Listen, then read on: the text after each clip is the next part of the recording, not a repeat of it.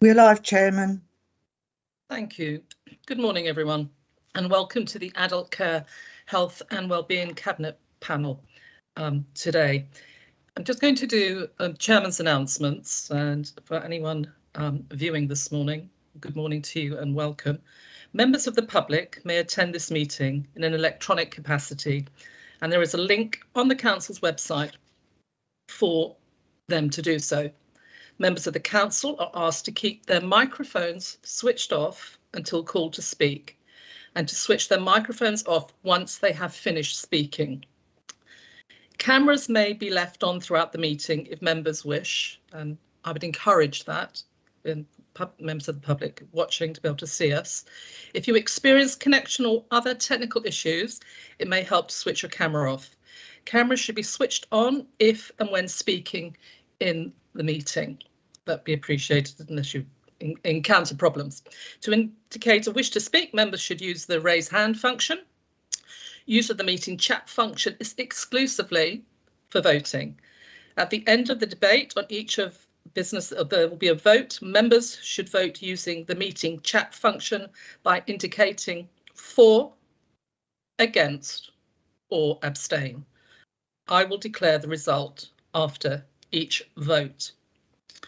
Breaks of at least 15 minutes will be held every 2 hours and will be taken after a speaker in the debate has finished speaking. If we are voting, the vote will be concluded before the break is taken. Other breaks will be incorporated as appropriate. Membership, so moving on to membership changes, I have none here, and as of this moment in time, I have no apologies have been offered. I'm going to ask now all the members of this panel to introduce themselves. I'll start with the just with the name, and I'll ask you to, because we're in different sort of orders on the screen. Councillor Barnard. Good morning, Councillor David Barnard. I'm the County Council representative for Hitchin Rural Division. Good morning, good to have you here. Councillor Bell. Good morning, I'm Councillor Nigel Bell. I'm the County Councillor for West Watford. Excellent. Councillor DeCourt. Hello, I'm Paul DeCourt. I represent Harpenden North East Division. Voice is a little bit low, Paul. Councillor Greensmith. Councillor Leslie Greensmith, representing Goffs Oakenberry Green Division. Councillor Guest. Councillor Fiona Guest, representing Hemel Hempstead North West. Good morning. Councillor Hebden. Good morning, Councillor Peter Hebden for Hatfield East. Thanking you. Councillor Horner. Councillor Calvin Horner, representing Bishop Stortford East. And Councillor Kingsbury. Councillor Tony Kingsbury, representing Welling. Thank you so much. Councillor Thake. Yeah, Councillor Richard Thake, representing Nebworth and Codicut Division. And last on my list, but not least, Councillor Tyndall. Good morning, Councillor Ron Tyndall from Hemel Hempstead, St Paul's. Thank you. Thank you all. Has everyone's name been read out who's in attendance this morning as part of the panel? Okay, I'll take that as read. Right, moving on to our members' interest. This is a series of announcements. Members are advised that in respect of the debate concerning the Council's integrated plan, including the setting of the Council tax precept, the Standards Committee has exercised its power to grant a dispensation to all Hertfordshire County Councillors from the requirement to declare any disclosable pecuniary interest or a declarable interest. Accordingly, there is no requirement for any councillor to make any declaration of interest in respect of this item of business. Members are reminded that Section 106 of the Local Government Finance Act 1992 provides that if a member is in arrears of council tax for 2 months or more, and they are present at a meeting where the council's budget or the precept is being considered, then they should declare this, and any such member should not vote on any matter relating to the setting of the council's budget or the precept. The provisions of the S106 of the Local Government Finance Act 1992 apply even if there is an arrangement to pay off the arrears. I'm going to ask members of the panel, is there any interest, pecuniary or otherwise, declarable this morning? Shake of heads. We will move on. We're going to open up for business. Part 1 of our agenda, which is the minutes of the previous meeting. I'm going to ask panel to agree the minutes. For me, Stella. Sorry? If I may, on the minutes. Okay. Well, it's strictly speaking, it's not the minutes, but as there's no COVID item on the agenda, but there is on the minutes, could I use that opportunity to praise our staff for the last 3 or 4 months? We're now starting to come out of it, COVID. We're not there yet, but we're moving out of it. And we've managed to avoid any major catastrophes through the winter. And I think that's purely down to the performance of our staff through that winter. So I would ask everybody, we vote, give a vote of thanks to our staff in adult care services for their performance in avoiding catastrophe. Yes, absolutely. But I think we can, yes, a unanimous agreement with amazing effort by our staff. An ongoing effort. It hasn't stopped and it won't stop even as we travel out, hopefully, of this pandemic. Well, they'll always be there working for us. I'm now going to ask you to vote to agree. Chairman, before we do, for point of clarification, for transparency, I would like it recorded that although in the last meeting I declared a pecuniary interest in the winter service plan item, because in my role as a community pharmacist, I give flu vaccinations.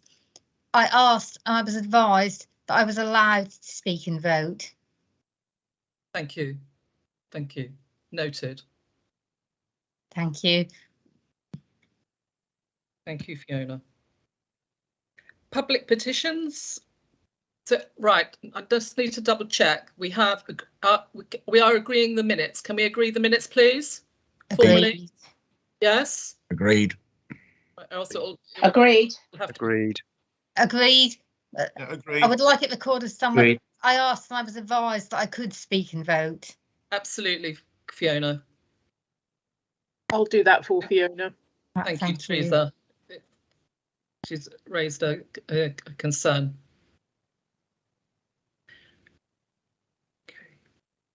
We're going to move on and take the minutes as agreed of the meeting of December the 8th, 2021.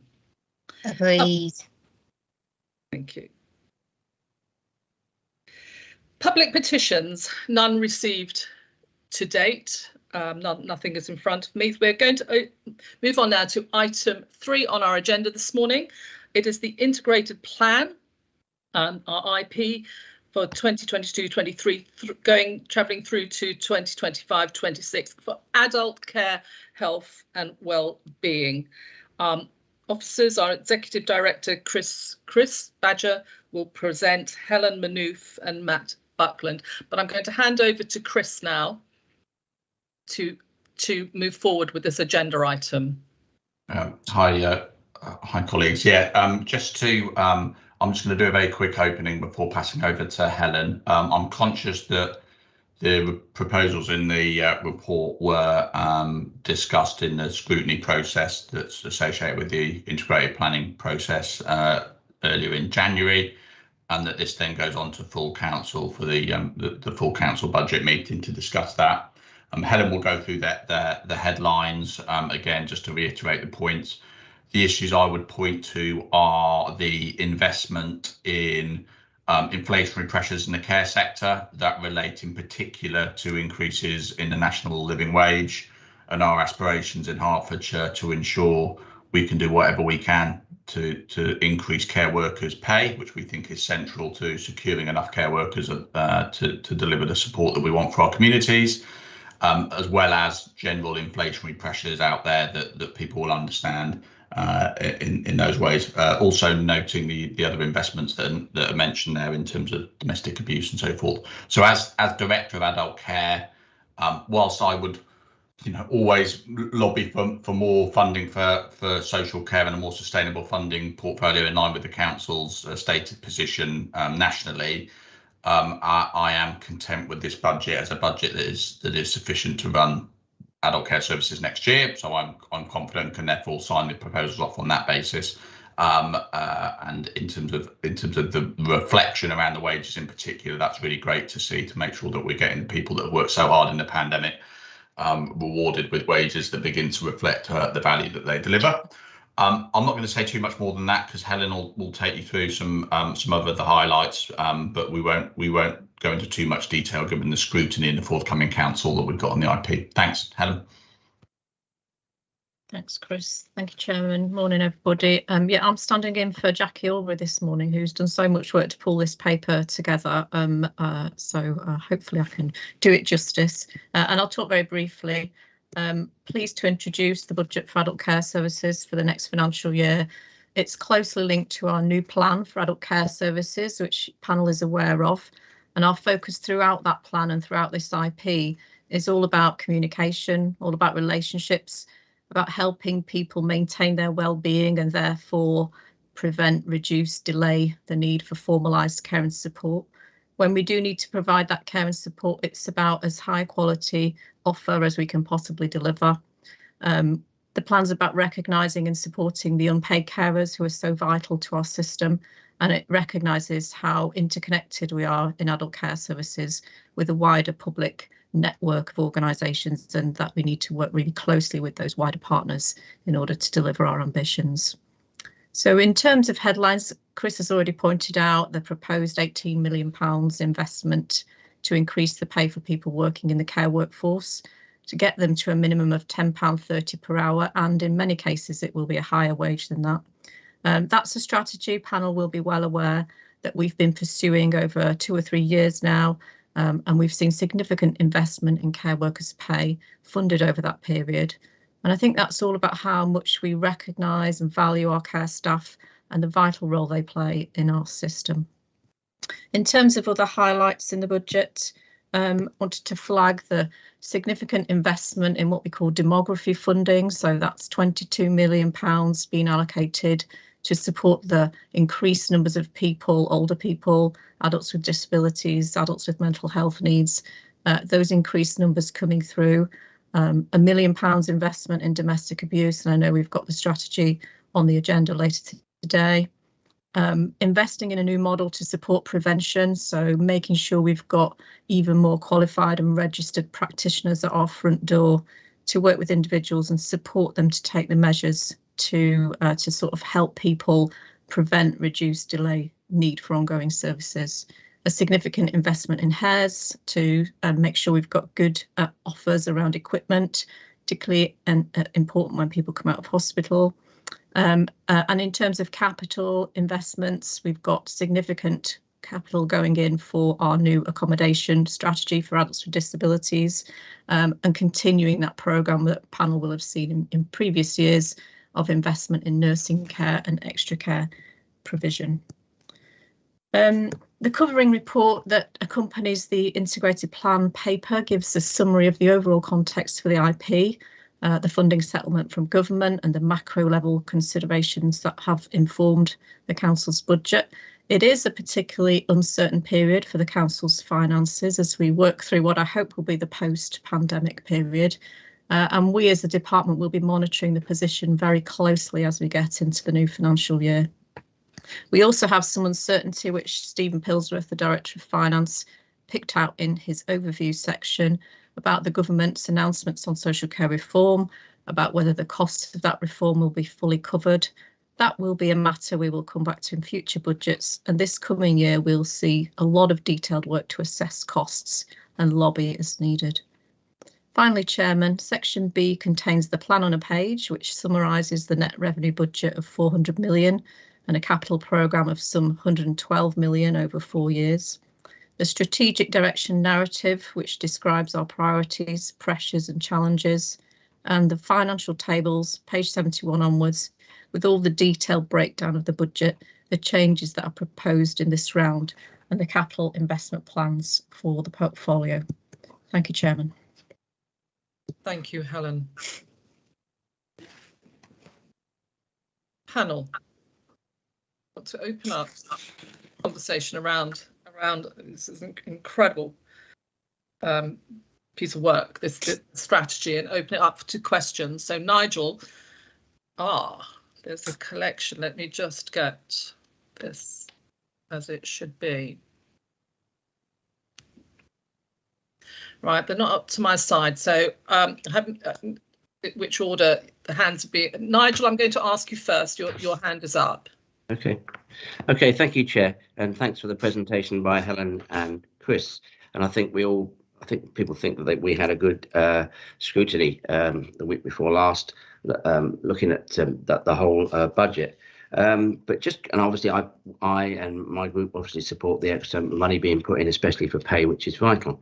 Can I just ask a couple of things on the risks? Yes, I know it's been mentioned, but can you just maybe look into that a bit more, the risks and maybe the costs, and the fact that a lot of the things that we said actually at the scrutiny was that we can't be sure. It's one of the main things that came out of it, that we can't be sure, obviously, how much that's going to affect what we're trying to do.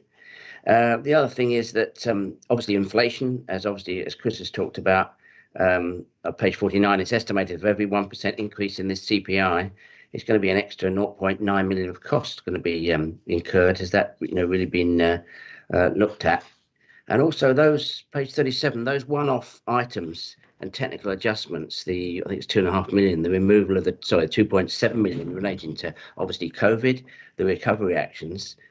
That's almost been pulled out now to say, well, it doesn't not needed anymore. But has that all been properly used, or could that still be, or could that be put? Is that now just going to be put into some other services? Thank you. Shall I do one of those and then give Helen the time to think about some of the others? So yeah, I'll do pay and inflation, and then I'll let Helen talk about the technical adjustments, which she'll be grateful for. On the pay, Nigel, yeah, it's a good point. We don't have direct control over pay, so about 90% of what of the services that are delivered in social care that are local authority funded are through third parties, so voluntary sector or private sector. We don't have direct control over what they pay. However, we're very clear on our expectations.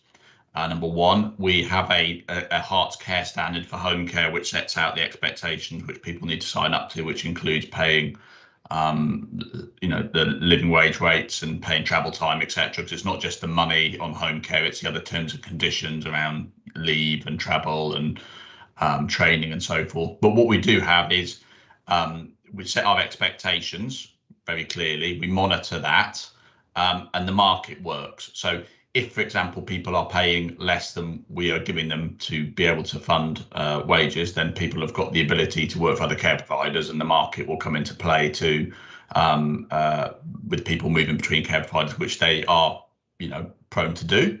Understandably, it's quite a flexible workforce in that sense. So if you're not paying enough, people will move to other providers who are, bluntly. So we do that. We do a lot of monitoring. We work with the Hearts Care Providers Association to monitor that really carefully, and clearly when we're making decisions about who we commission services with, we will look at their track record of paying quality wages. So that's the point on the wages. On the wider point on inflation, yeah, clearly, Nigel, we're going into a position of significant uncertainty around inflation, and views that it will go up and then go down relatively quickly, but we don't know that yet, and there's things like energy and so forth coming on. So we'll have to be quite nimble in terms of looking at that, and we look at that quite regularly when it comes to understanding fee rates and so forth. What will be interesting is this year we will be asked by government to come up with a set of proposals around what a fair rate of care is. Now, we're pretty good at doing that anyway, but there'll be a national imperative linked to some of the money that's coming our way in care reform to come up with a proper costed model for older people's residential care and home care that breaks down the costs line by line. And that will give us another chance mid-year to review what inflationary pressures are running at and if we need to do anything more on that. That's number one. Clearly, in terms of our own staff, we are waiting for the national settlement on pay negotiations for 21-22, which is still in dispute with the unions, and that's still yet to be settled. Clearly, we all hope that that dispute is settled soon, because staff obviously won't be getting a cost of living increase until that is agreed, and they'll have been waiting from April 21 for that. So on the inflationary points, agree with you on those really, and in terms of the uncertainty there. On the technical adjustments point, I'll ask Helen if she's had a look at that. Yeah, thanks, Chris. Technical adjustments. I'm assuming that here we're talking about the reversal of short-term funding. Councillor Bell, yeah. So I think what that was that I guess this time a year ago we were putting into the budget some money to support, particularly I remember it was Christy Thacker's team and the work that they were doing with the Community and Wellbeing Service, the response to the pandemic, the humanitarian response, and to support that service to develop some proposals for ongoing work in particular. And I think what happened during the year was that we had additional grant funding that came in, and so we haven't actually spent that money. It was always one-off in nature, hasn't been spent, but is still available to us in terms of supporting Christy and her team to carry on and finish that work. It's just, I suppose, from a technical presentational perspective, it's being pulled out of the ongoing funding in terms of how the budget is shown. I think also similarly we had with Mark Harvey's area, adults with disabilities, again a sort of time limited investment going in for Mark to work with his teams on transformation. Again, that money not all spent, and Mark will be using that in the year ahead to develop his programme of work, some of the savings for which are represented in the budget. I was just going to add around inflation.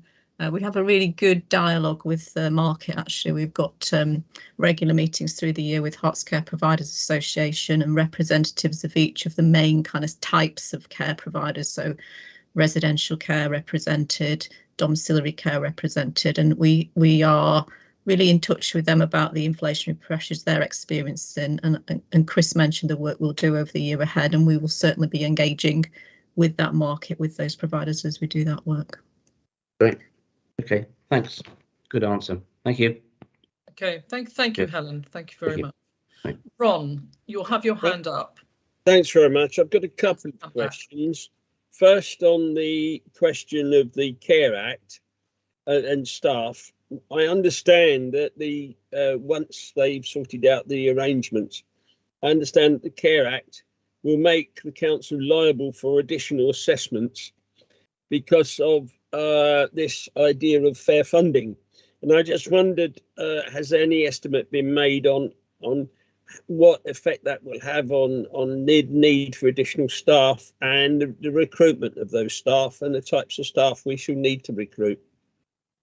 That's the first question. I'll come back to the second one after that. Do you want me to take that one, Helen? You can take the second one maybe. So on that, yes, Ron, you're absolutely right. As part of the care reform, so that were announced last year, the key link here is because people will be looking to start off a kind of meter to get to their care cap, the £86,500 care cap. For that meter to start and for their expenditure to count towards that cap, people will need to have a Care Act assessment, so a social care assessment, to understand to check that their needs meet Care Act eligibility, for want of a better term.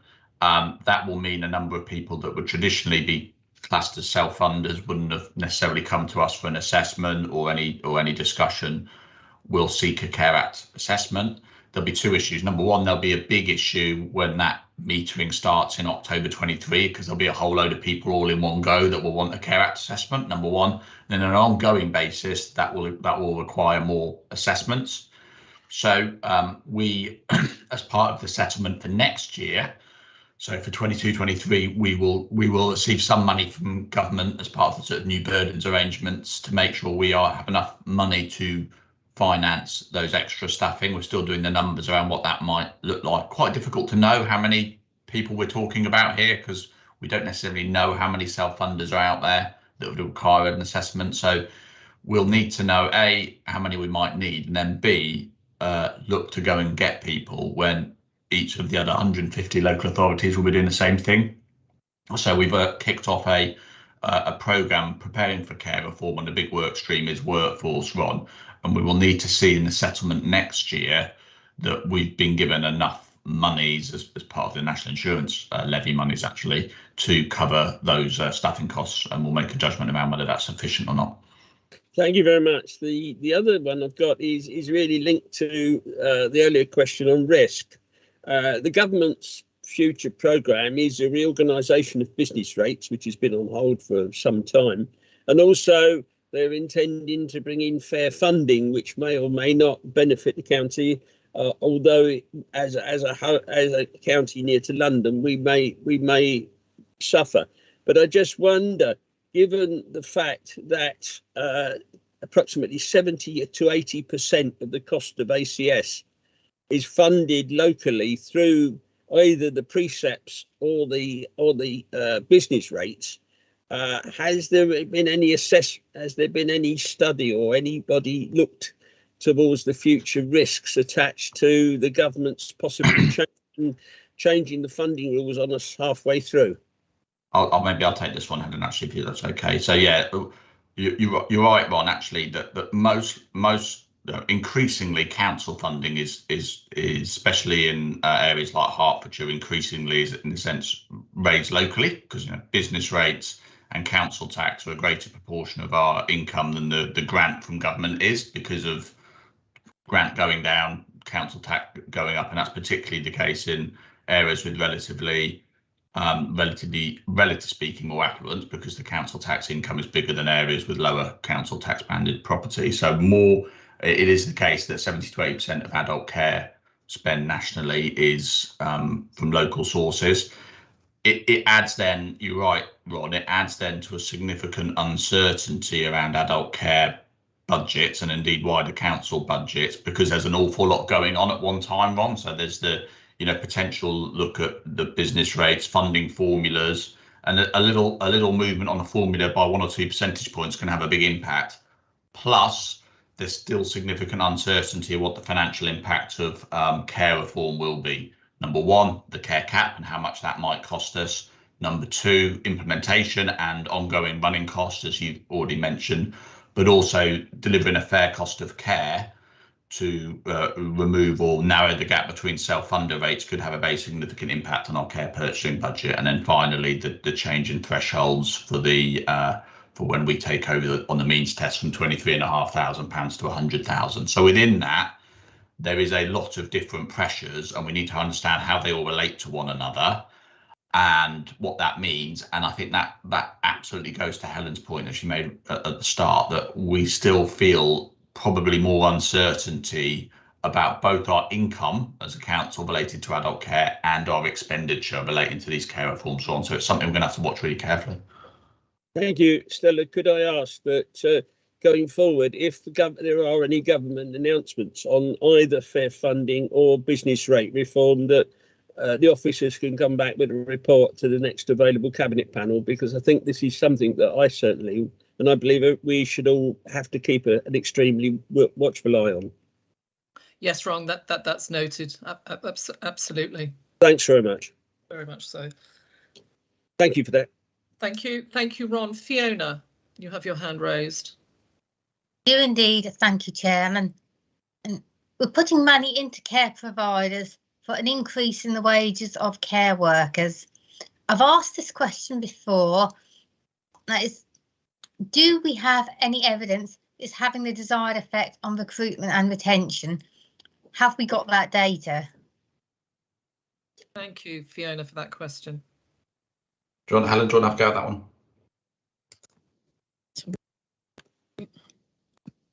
Oh, sorry. Sorry, I'm struggling with my technology. Yeah, we monitor this closely with with that same group that I mentioned earlier on, Hearts Care Providers Association. We're well linked into their intel on the market. Our commissioning teams discuss recruitment. You know, it's an ongoing topic of conversation. I think in terms of home care, we certainly saw when the council significantly stepped up its investment. I think was it the 1920 IP where a 15+ percentage pay rise went in for the home care workforce. We certainly saw levels of recruitment spring up post that. Now, whether that was also impacted by what happened at the start of the pandemic, I think the two things are probably interconnected. In terms of recruitment, since that period when we were really in a buoyant place and we could easily recruit, the challenge has become much greater. And we, as panel will know, have been doing an awful lot of work to sustain that workforce, to make sure we hold on to them. We've had the retention bonus over the winter that's been targeting people, and rather than trying to upset the market by attracting new people in from who already work in one care provider and jump ship to another one, we've been trying to place a premium on loyalty. But the overall work to keep recruiting, keep bringing in and growing the size of the adult care workforce continues. I think seeing the 6.6% plus pay award and the £10.30 minimum level puts us in a competitive position, but I don't think we can take our foot off the gas on that one, because the wider employment market is also, you know, I suppose we've got a lot of competition from other areas of the employment sector. Thank you. Are you satisfied with the answer, Fiona?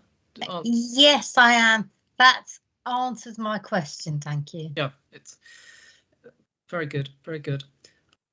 Calvin, you have your hand raised. Okay, thank you, Chair. We've had quite a lot of discussion about the increase in pay and the money for that. But what I wanted to ask, we've talked about that in a number of sectors. What I wanted to ask was whether that increase was also being reflected in budget reviews for people who are getting direct payments, and how we monitor that and ensure that is passed on to personal assistants, because that's an area where we are trying to increase, I believe, the numbers within that sector. And we don't want to see them disadvantaged when we're seeing increases for our main care providers. So I wonder whether you could comment on that. Thank you, Yeah. Carl. Helen, do you want to come in on that? I'll add to it. Yeah, sorry, Chris, struggling on mute again. Yeah, I'm just looking at the individual percentage uplifts, and I can see that carers and client direct payments are being uplifted by more than 6%. So I think we're aiming to keep pace with the uplifts that we're given across other care groups. Yeah, actually, that's not always been the case, Calvin. Sometimes that's not always kept up, and just through affordability issues, but we tried to do that this time. The other question is a balanced one, really, about how, at the extent to which we check on DP payments, because on the one hand, we're seeking that to be quite a personalised approach, where people, in a sense, have the means and the budget to source their own care and deliver it in their own way. If we keep too close an eye on it, we may as well do it ourselves. There's no point having a direct payment.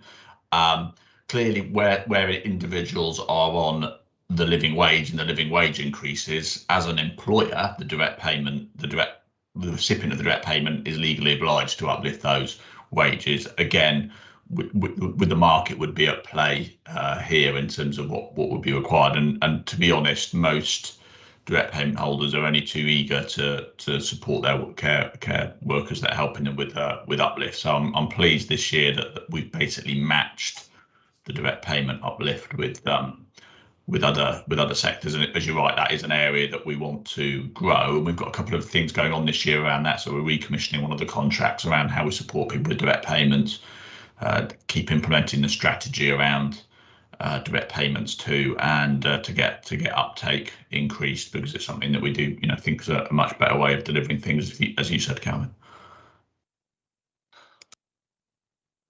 Calvin, are you satisfied with that response? Yes, thank you. I'm pleased to hear that uplift is in line, because as you say, that hasn't always been the case. I mean, I'm not sure about the Hertfordshire situation, but I am elsewhere. So thank you. Thank you. I see no further hands up. Is any further question, conversation regarding this agenda item before we go forward to recommendations? Stella, can I just say one thing? Just because he's on the call, just to say a big thanks to our colleagues in finance, led by Matt Buckland, who's on the call. Obviously, we do the service bit, but we're very supported by our colleagues in finance to help us pull these together. So wanted to make sure that was put on record. Our thanks for their support, because it is quite a complicated business putting the adult care services budget together, it has to be said. So thankfully we've got people with far bigger brains than the senior management team. Thank you, Chris. You beat me to it. I was going to say the very same, but also to thank you all for an incredible piece of work. And I know the amount of work that's gone into bringing the IP together for adult care. And the sheer passion. We are so lucky to have these officers on board with us. The sheer passion that they've put into this, absolutely commendable. Being part of it this year for the first time has been absolutely incredible, and our residents, I hope, are blessed and looking to take care. They're going to take it forward to recommendations now. And we're going to vote via the chat, and Teresa will keep an eye, because sometimes my chat goes a little bit, so it can go off.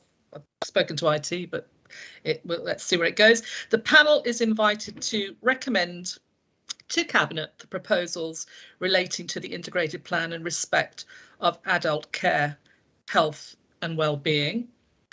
And I think I will combine it with the next recommendation. The panel's also asked to identify any issues that it feels that the Cabinet should consider in finalising the integrated plan proposals. Oop, it's there. So are we able to, the panel is invited to, are we able to recommend on 3.1? Excellent. Oh, speed of a Puma coming through now. And 3.2 combined.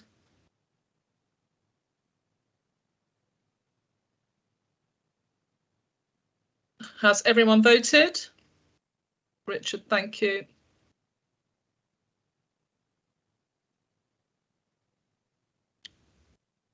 Okay, has everyone had the opportunity to vote? The system's working. Do I need to take any vote by hand or verbally?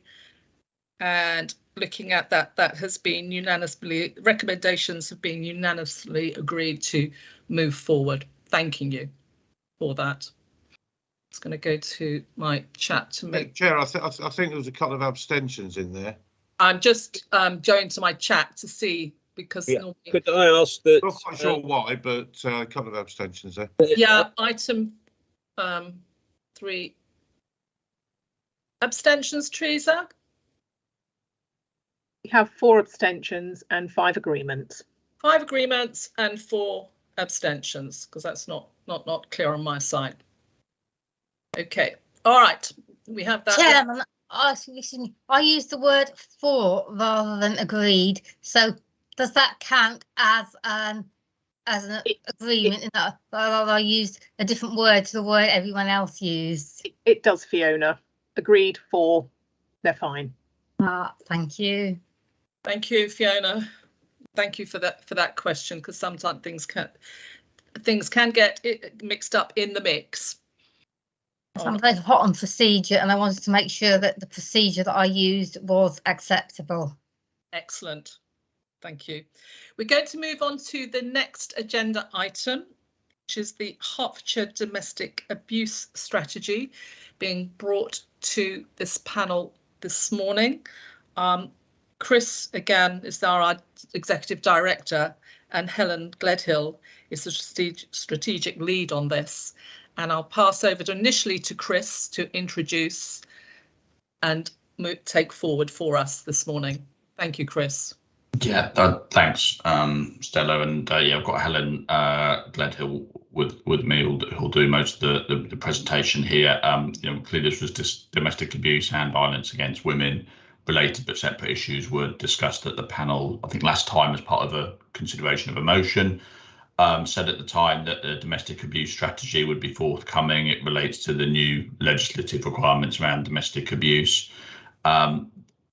Point was also referenced to the last item with the increase in investment in domestic abuse, the £1 million that was referenced in the previous item is of note here. This then is the strategic approach that's being taken to deliver support and prevention for victims of domestic abuse, but just also, and Helen will make this clear, clearly of all issues really in the public sector in terms of how we respond to something, one where a multi-agency approach is so important in terms of how services work together and they as joined up as possible, which is absolutely the way that we try to do things at Hofstra with Domestic Abuse Partnership and so forth. So I will pass over to Helen, who will guide us through it and bring out the key points that are laid out in the report. Thank you. Thank you, Chris. Thanks, Chair.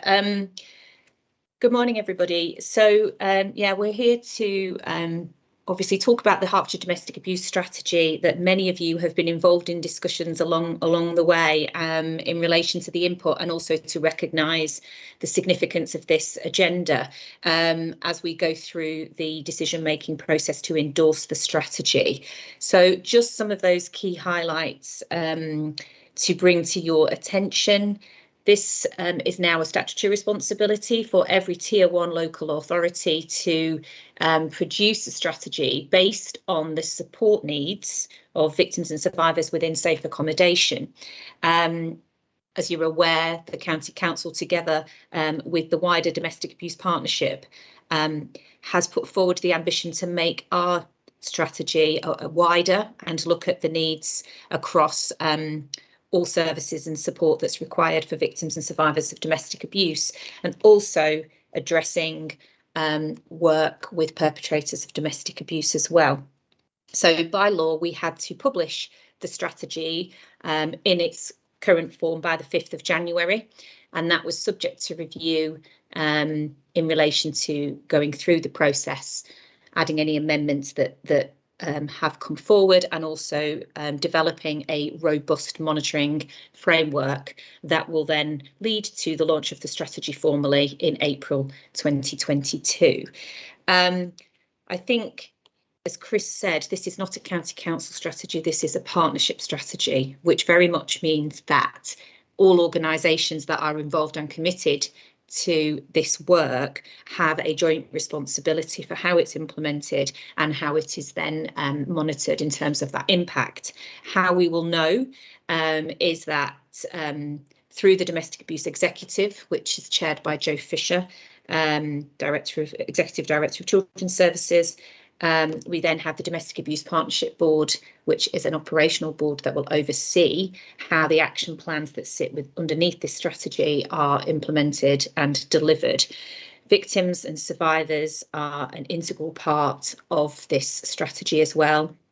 Members will be aware we have a victim shadow board that is independently chaired and moderated, and it's so important. As we know, this work has been based on their voices through our pathway prevention work, and we're really trying to identify and continue to work on where those gaps have been identified, which is where that additional investment that has been committed from the County Council will focus. And I have more detail on that. I was asked just to sort of prepare a slide just to sort of counteract some of that discussion. So if I may, I will just highlight that with you now. Hopefully you can see that. So what we wanted to just highlight here really importantly is prevention is critical throughout this strategy, and it is within the strategy this kind of diagram that talks about primary, secondary and tertiary prevention. But again, we talk about victims at every stage, so making sure that we can reduce overall impact once, you know, if people who have experienced it, and that continues after in terms of that trauma. Primary prevention being, you know, what can we do for those victims who are identified as kind of standard medium risk? We know that risk is fluid and it can change. And this highlights those priorities as we go through the strategy. So I can come back to that in more detail if needed. What I just wanted to do was highlight the additional investment and our sort of how we want to sort of use that funding. Members are aware we commission high risk services for those within safe accommodation and what we call independent domestic violence advisors. And where those gaps have kind of been identified is for those deemed standard medium risk. And so the £1 million investment is going to focus directly on what we're calling these one-stop shops, which will be specialist domestic abuse support for victims identified as standard medium risk. And it will focus on a place-based community support model. It will be double district, and what we're hoping in stage 1 is to really understand the picture with the data in the public health evaluation that we're using to create outreach workers within the community, and also look at that coordination of how the pathways can all align, how people are identified and how they can then be supported and referred into these one-stop shops. Stage 2 of that process is then looking at the specialist advice that people highlighted they felt was missing in Hertfordshire as they were sort of going through the process, and that focus is very much on specialist legal advice, what we call therapeutic support. That's both for those going through that initial crisis support, but also after the experience, it's kind of like it doesn't go away. People still need to process and understand, and for them and their families, if that's the case as well. And then finally looking at the kind of money advice specialist type of support. So we would hope that they would align with the current domestic abuse forums and the double district multi-agency risk assessment conferences. So that was just to highlight that to members. I can go into any more detail if required. And so what we're hoping today is that members will comment and endorse the detail of the strategy, and any questions I'm happy to take. Thank you, Chair. Thank you, Helen. Thank you. Thank you for the work, the ongoing work that you and your team are putting into this as well. Much appreciated. Questions now. I'm going to go across to Tony Kingsbury. You have your hand up first. Thank you, Chair. I just wanted to say I think this is a really important subject, and obviously I think this is a really good strategy, and I just really want to thank the officers and the partners involved in putting this together. And I'm very pleased we got more money to invest this year as well, which we talked about. I just wanted to highlight in 4.10, I did take part in that discussion with the PCC and the Chief Constable, and I think everyone was on board on how important a subject this was, and how it could do with more sort of future thinking as we raised before in that motion at the council. So obviously they're going away to look at that, but I think on top of what we got here as a strategy, that's really useful, and I really endorse the strategy and thank everyone very much for the hard work on it. So thank you. Appreciate your comments, Tony. Thank you. Ron, you have your hand up. Yes, certainly. I've got a question and then a little comment. First of all, the question is, one of the areas of concern that I've noticed over the last few years is because of the reductions in legal aid and the cutbacks in the qualifications for legal aid, and of course the present state of courts, particularly family courts. It seems that there is a gap in the support for women with children, where they're having to attend legal hearings, often forced to by the actions of their abusive partner, on occasions find themselves on their own or with very little legal assistance. And I wondered whether or not that is an area that we are looking at in particular, which I feel needs particular attention, because they are completely isolated and need every assistance. And we're also thinking here of the future of the children, because if that all goes wrong, then of course, I hate to say it, but it may mean that the county council has to step in with its children's department, and there we could have long-term funding issues. So in fact, any effort in this area could actually help the county council and its services in the long term. Thank you for your question, Ron. Helen. Yeah, thank you very much. I think, Ron, you'll be aware if a victim has been identified as high risk, they will automatically, and if they're going through the court system, they will be assigned an IDVA, an independent domestic violence advisor. Obviously, that has to be with consent, but part of the role of that IDVA is to support the victim through those processes as well. And we do recognise that, that one of them, we have them co-located in family courts, and we are recommissioning that service, and we absolutely intend to keep that, because this is also about awareness within the staff within the courts. We've had some extremely proactive family judges in Hertfordshire who have asked for us to kind of work with them specifically, recognising this issue. The Domestic Abuse Act addresses a lot of the court processes in terms of both family and civil courts, particularly around special measures, so that victims don't have to face their perpetrators. Perpetrators are no longer able to cross-examine, which again, you can't quite believe that ever happened, but it did. And so, I think that we're moving on significantly. However, we do recognise, as we've said, the victims and survivors in Hertfordshire were saying there is a significant gap around this in terms of the specialist support, and also because of the cost of that support. And we do have some organisations working pro rata in Hertfordshire for people with no recourse to public funds, who, the legal costs there for them explicitly, but it is an area which is why we want to move into this specialism, specifically around those, particularly around contact, because we know that is where children, as you say, are very often used in between to further cause harm. So hopefully going forward, that one-stop shop approach and getting that specific financial support will help, and the high risk continues with the support from the IDVA service.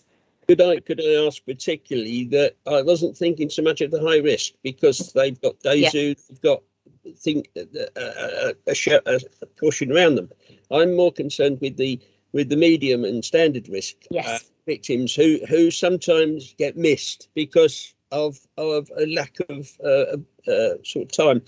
So I would ask perhaps that this is an issue that the hubs could pick up, the one-stop shops could pick up, perhaps starting a volunteer court service, possibly, because that I know that there is a volunteer court service for the London civil courts, the central courts in the Strand, who aren't legal, who can't actually advocate, but they can be a companion, and so that the person who's affected has at least someone on their side that they can talk to, so which is at least something. So, and that we could try and get going reasonably quickly, but that's just a quibble. I would like to say on behalf, I personally like to thank yourself and everybody involved in the creation of this, because I think this is superb going forward. And all I would ask is that, bearing in mind the contents of paragraph 5.4 and the work streams that are going on and taking place, I'm actually involved in one of them, that possibly later in the year there could be an all-councillor briefing organised once the dots and commas have been sorted out, to actually advise all councillors on the new strategy, and once everything's in place, because I think it is important that everybody knows what's going on. It's a bit like the children's safeguarding. I think this is another vital issue like that, where all councillors need to be advised. And thank you very much for your help. Thank you, Stella. Happy to take that forward. Thank you. Thank you, Stella. Can absolutely support that, Ron. It's essential, the communication of this strategy to everyone, not just to some. So appreciate your comments there, Ron. Leslie, you have your hand up for some time.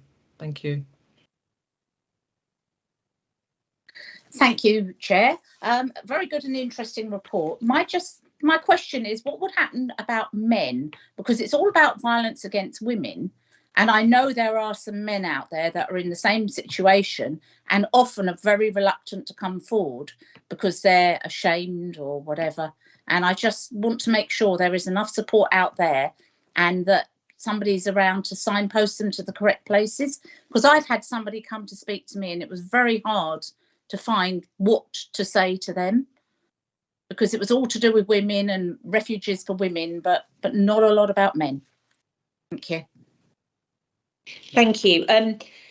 Absolutely. In relation to the domestic abuse strategy, and as I've sort of been involved in this commissioning for the last, it's coming up to 5.5 years, we're very aware that there are male victims across Hertfordshire, and the services over the years have evolved to ensure, particularly around refuge and safe accommodation support, that all of our services are available to anybody, regardless.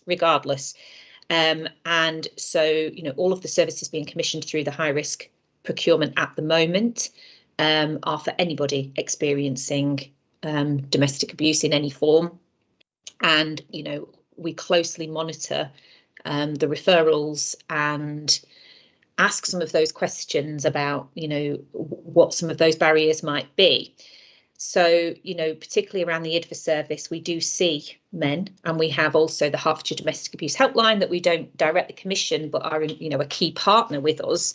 And they also report a significant amount of men that come forward and seek that support.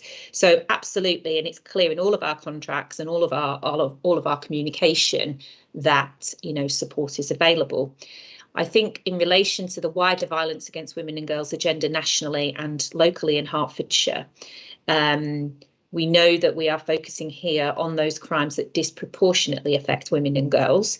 That does not mean that there are not male victims within that. And very often the systemic issues around, you know, the areas that affect women and girls are because it's kind of seen as how, you know, men and boys should be and how they feel if that happens to them. So we're very aware of that, and it is something that we will continue to address. So rest assured, our services do provide support to men as well. Thank you very much. Thank you, Liz. I think it's interesting on the agenda pack, page 43, there's actually numbers quoted in the needs assessment. It says from this that 78,000 men in the current Hertfordshire population will experience domestic abuse in their lifetime. And so it has been picked up in the report, in the needs assessment on page 43. And I think also going forward, it's important that, and I know Helen is absolutely on the pulse on this one, is man to man and woman to woman domestic abuse as well. It's not necessarily just within the man and the woman situation. And I've spoken with Helen about this, and I know actually it's there. But those are interesting figures. That's on page 43 of that we've picked up. Thank you, Leslie, for your question. Paul, you have your hand up again for some time. It's thank you very much. Would you like? Can people hear me clearly? There was a bit of a problem earlier. Loud enough? Even louder? Just about. Okay, well, I will speak. That's good. That's good. Right at the front of the class. Right. Firstly, thanks very much, Helen, for the slide you put up in the description about the one-stop shop, because prior to that I was a little bit unsure about exactly where the £1 million was going, and that's made it a lot clearer for me, so I appreciate that. I just, though, I have a couple of follow-up questions about that. Was of that £1 million, approximately what percentage is going on adding to the number of these specialist victim support workers, rather than the coordination of the process? And then my second question is a little bit highlighted earlier about, as we're looking to tackle medium, or refer to something as standard risk victims, and there's sort of work was done clearly on talking to victims about how they access and that information. Is that somewhere in our programme about, as it's been slightly more challenging in terms of working on how these outreach workers will find them and they'll find each other? Thank you. Thank you. That's a really, really good question, because I think that's you know, just to sort of focus on the second part of your question first, it's always been the issue when you look at any conversation with a victim and survivor who has lived experience, is where do I go? First of all, how do I recognise this is the situation that I'm in, and where do I go? And so a lot of this has been about our Pathways project. All of our commissioning going forward is based on exactly what those 642 people, 250 professionals told us, because it's there's so many stages, as you know, before somebody will even get to a service. And over the years, there's been sort of different services commissioned locally by district councils or by the Police and Crime Commissioner or the Constabulary and us to sort of look at that kind of local approach. And we also know that district councils, you know, they do offer different types of services as well. So the partnership has been trying to bring all of that together to understand. So Stevenage Borough, for example, have Survivors Against Domestic Abuse. North Herts also work with them, and in other areas there's what we call drop-ins, and it's kind of literally kind of on the high street where people can go. I think in terms of the outreach workers, the reason that we focused on that first is because they are, you know, they are kind of the most important person in terms of referring and coordinating all of that support. So they can also then be that conduit to other organisations, more specialist organisations, so that victim and survivor just tells their story once, they have that person there to support them, they can assess their risk, their specialist to assess their risk, and then they can refer on or support as needed. So we would be looking at a significant number of outreach workers across the county council. Across the county, sorry, and also because we know that each district has different demographics and different needs, so we would want to be absolutely clear around the specialisms there, so that we're able to support older people or BAME victims and survivors, you know, and Stella mentioned people within the LGBTQ plus community. There's so many concerns.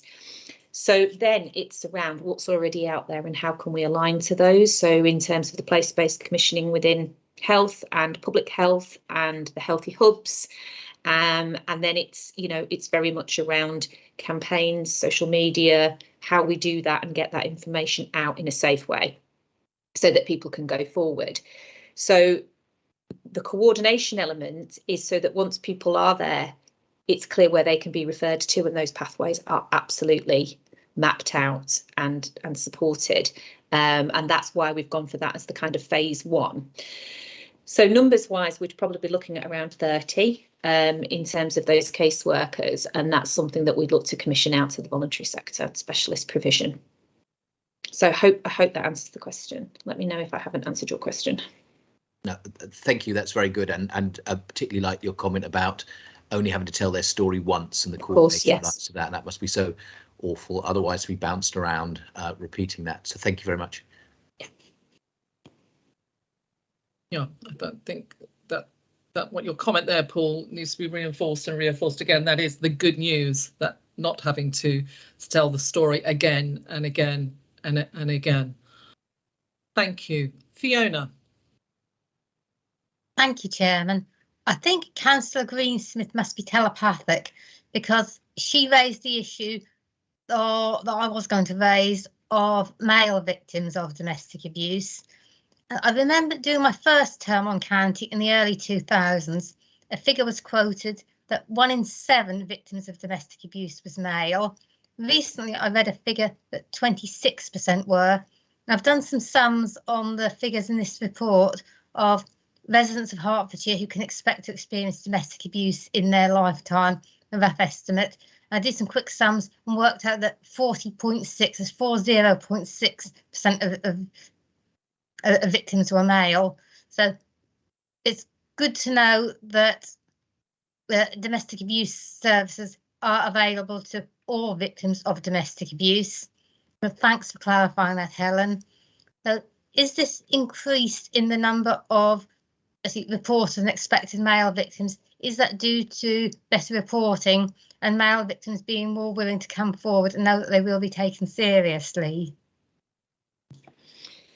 Yeah, absolutely. And I think, you know, organisations such as Mankind, who are a national organisation, you know, they've come a significant way in providing that support in relation to male victims, because we know domestic abuse takes many forms. So we're talking about emotional, psychological abuse, financial abuse, lots of different forms. And I think, you know, that it's also getting people to recognise that is the situation that they're in. So yes, I think, you know, the increase in referrals, the increase in calls to the helpline is all as a result of kind of local and national campaigns, and specifically during lockdown. We did see more referrals coming through. One of the things just to bear in mind, which we often get, is sometimes our specialist organisations can find themselves in a situation where they have a couple who are both saying they're the victim, or the, you know, and they're kind of have to sometimes kind of use this. It can be very nuanced in terms of some of that, where, you know, the police might be involved and things. And so that is again why we need that specialist support. And we also recognise, you know, more with older people as well, where there are more male victims. So it's kind of something that we're looking at. We're always looking at the data and the evidence coming through from partners. Thank you. Thank you, Helen, for that response. Nigel, your hand. Thank you, Chair. Thank you, Chair. And can I thank as well Helen for all the work she and her staff have done. Can I just comment on, I think page 42, it says that victims said they needed more practical forms of help, obviously counselling, therapeutic, affordable legal support. And later on, obviously, it says on page 43 that as only 29% felt they got the right help at the right time. So I think that's a key point. Maybe you want to comment on that. And then page 48, it's obviously about violence against women and girls, the needs assessment about all forms of violence against women and girls. But obviously this kind of intersect, or this kind of, it's kind of separate from the domestic abuse. So I don't know, it says that you'll have a separate strategy, but coordinated with this strategy. So I just wondered really what that meant. And just finally, on the equality impact assessment, page 76, it said there's a significantly higher rate of domestic abuse reported to police of black on black British victims than any other ethnic group. But then obviously it goes on to say this may be that other groups, maybe South Asian groups, mixed groups, because of their cultural background, are not reporting. So I'm hoping that, as you say, page 86, that all the service to be more accessible to all races and all communities, despite their ethnic backgrounds. So I presume that that's one of the big things to try and work on, to try and make sure that all those, whether it's not English or first language or whatever their cultures are, to try and get them all to come forward if you can. Absolutely, thank you. So in relation to the 29%, I think it highlighted the significant need to do this piece of work. When the first domestic abuse strategy was launched back in 2016, you know, there was a huge amount of work done to understand the current response to domestic abuse across the partnership, and we've come a significant way since then in relation to understanding the unreported and the kind of hidden aspects of domestic abuse as well.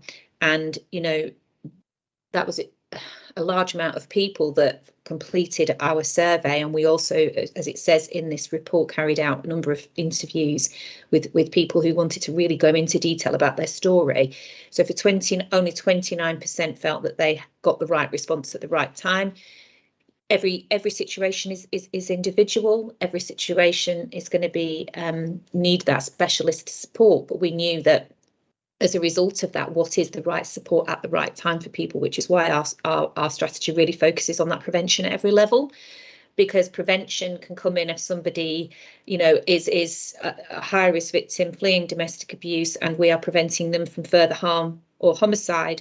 It can come in at the earliest stage where people are recognising it and they need that support to move on from that relationship safely, for example. So it was really trying to understand what that looked like, and that's why this piece of commissioning is so important, that it is based on we know where those gaps in services are. We have to retain a high risk provision service. It's called a homicide prevention service, but we need to have that in place. the gap around that standard medium risk and that, you know, community-based provision is critical.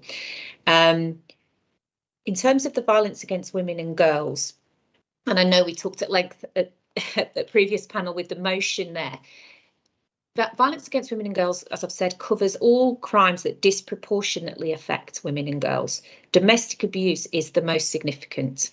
Domestic abuse covers all, you know, forms of violence against women and girls in relation to intimate or familial relationships.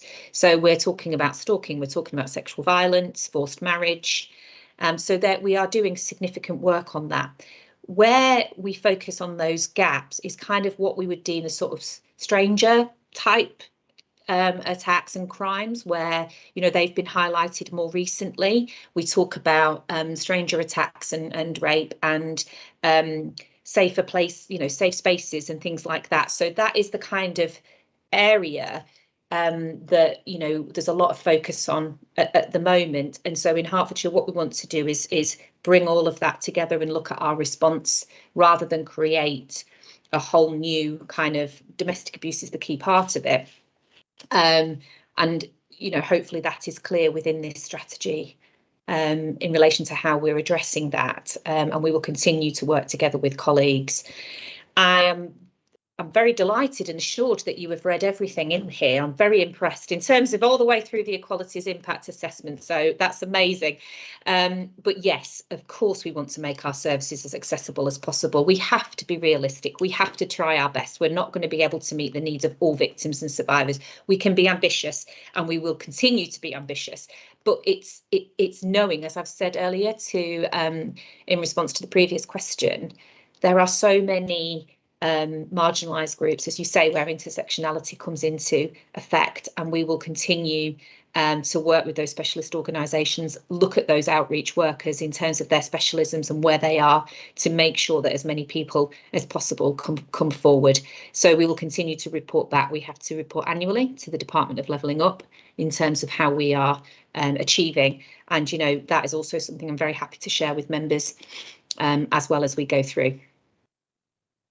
Thank you, Helen. Yeah, I always go to the Equality Impact Assessment. I am so, honestly, that's amazing. Thank you so much, because so much time goes into them and preparing them. So it's really reassuring that you go through them. Thank you. Thank you.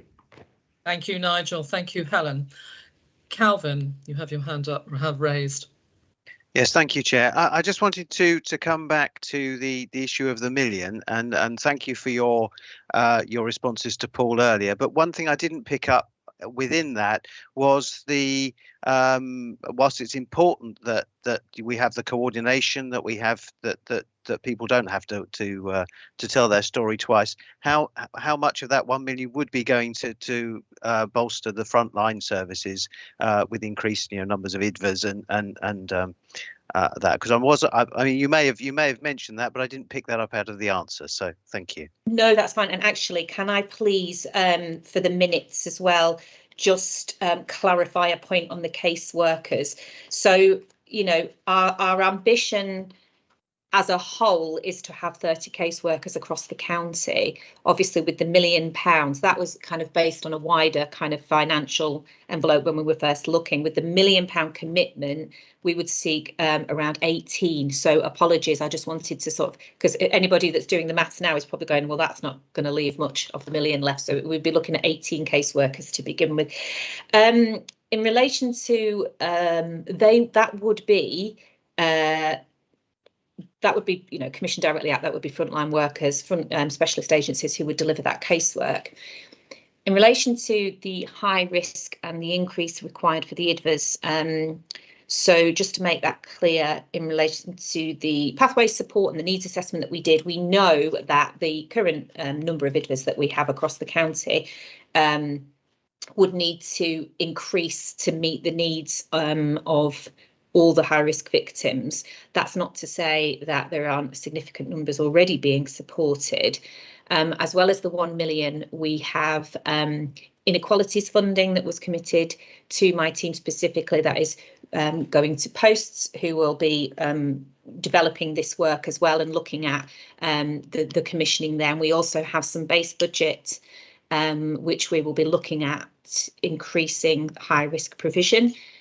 Significantly, this is also about relationships with the co-funders, the Police and Crime Commissioner and the CCGs, and it really is encouraging that those conversations are moving at a fast pace, and the commitment is clear across all agencies. And the PCC only a few weeks ago at the Public Health Crime and Prevention Panel endorsed again his support for this agenda. So it's a partnership approach as well. And Chris, you've got your hand up, so I'm very much going to let you speak. Yeah, and I was going to add to that, but just in terms of the point about the million, yeah, so the million will all be going into frontline provision. You know, we put in, I think last year the IP increased around the support to Helen's team, didn't it? Helen, I think it was last year. So this million then is enabled to very much go to, I don't like the term frontline, but to services that we're delivering rather than the support to it. We'd increase the base to supplement the resources in Helen's team to deal with the new legislation. This is over and above that to raise our ambition in terms of how far we go in terms of the strategy. So hopefully that's helpful. Thank you, Chris. Thank you for that explanation. Peter. Yes, thank you. I just wanted to pick up on the point Nigel made about ethnicity being a barrier sometimes in reporting of domestic violence, and it is absolutely. 20 years ago now, when I was a policeman, I led a team investigating domestic violence and hate crime in Enfield Borough, and the smaller and more close-knit the community, the less likely it was that domestic violence would be reported. And if it was reported, the more likely it was for cooperation of the victim to be withdrawn because of the external pressures. The other point I was going to ask, actually, with regards to pregnancy and maternity, with more midwives to receive domestic violence awareness training, who's going to deliver that? I again, about 20 years ago, I gave a talk to a number of midwives and health visitors with regards to domestic violence awareness and sort of trying to get the point across without being too explicit. The fact that you can ask, they can ask a new mother questions about breastfeeding. They could ask questions about their sex life. They could ask questions about how comfortable they were since, sort of surgical intervention when they were having children and things like that, but they couldn't ask where the bruises came from. That was it was always that bit of an anomaly because they thought that was getting personal. If you could ask so many questions about the sex life, but not about the bruises. So who's going to give that training? And I think it's sometimes I feel it's a bit like reinventing the wheel, but I suppose it's because you've got new generations of health visitors and workers coming through and this sort of thing. So it is an ongoing thing, and it's not something we can say, right, okay, we're going to do this year. It's something that's got to be carried on year in, year out, because staff change, you get new staff coming through. It's a bit like nursing. A lot of the issues in hospitals, you think, well, Florence Nightingale sorted that out, but it's new generations of nurses and doctors coming through, and so the training has to be ongoing. Yeah, no, absolutely. Yeah. You happy for me to come in, Chair? Sorry, I didn't mean to cut across you there. So there's a number of things there in relation to the response. So the independent domestic violence advisors are and will continue to be co-located in both acute and community health settings. And part of that is, clearly it's about the referral pathway, but it's also about training and awareness. So they regularly train maternity, A&E, consultancy staff around recognising and what we call asking the question, isn't it? I can remember with my first child, and this was 11 years ago, and the midwife asked the question and she started with an apology. I'm really sorry I have to ask you this, but have you ever, and of course at the time, but if that is somebody who is experiencing domestic abuse, we've come a long way to recognise it's things like noticing if the partner is in the room and the partner won't leave the room, if it's all of these kind of little nuances that you know don't, as you say, quite, and then if there's obvious signs around bruising and things, I mean it's the same with the health visitors in terms of every contract through the NHS, and it has highlighted in there that they must have that specialist domestic abuse training, and I've just realised I've frozen in a very unpleasant position, and that is really important, and that continues through specialist domestic abuse agencies as well as our commissioned services. So it's things like people coming in with a broken arm into A&E, and the recognition that they're not coming in to say, oh, this happened because I've been abused, it's happened because I fell down the stairs, all right. And it's about professional curiosity, and that is, you know, it's so important that we continue to stimulate that professional curiosity. So that's a big part of our role as well, in terms of across adult care services, children's services, etc., and our partners, to make sure that people continue with that. So specialist organisations provide the training, it's written into health contracts, and then also we co-locate our specialist workers within those community and acute hospital settings as well. Yes, thank you, Helen. Peter? Okay. I see no further hands. Don't believe missing any. Is anybody else? Anybody on the panel wants to speak further or ask any further questions of Chris and Helen before taking it forward to the recommendations? I think going forward, panel, what we appreciate is absolutely the work of Helen and her team, and that this is not just a strategy, as Helen said, for Hertfordshire. It's a cross partnership plan. And it's not a plan just for this year where 1 million has been put in. It's a plan for the future. And I think we have to really get on board with that and appreciate that this is, the Domestic Abuse Act came in last year. It reinforces how serious that this subject is now being taken. As you said, Peter, I think it was 20 years ago or 15 years ago, what you were dealing with. So, and I do not put the whole of this weight on Helen. I put that each and every one of us should be carrying the weight of this strategy and taking it forward and working. And as elected councillors, regardless of party or anything else, we should be sensitive to this subject and know what to do with members of the public, and should be aware and also know what the advice, the professional advice is. And I think I feel so strongly about this that almost going forward, my recommendation would be that, Helen, that you think about having a meeting with all elected councillors and training shop as to the specifics of this is what we do. So when we're there, we know people come to us. I run surgeries. I know many of our councillors run surgeries, and those are opportune moments. And if people feel they can communicate with you, they will come to us. And I think it's the job of each and every one of us to manage this, not your good self and your team.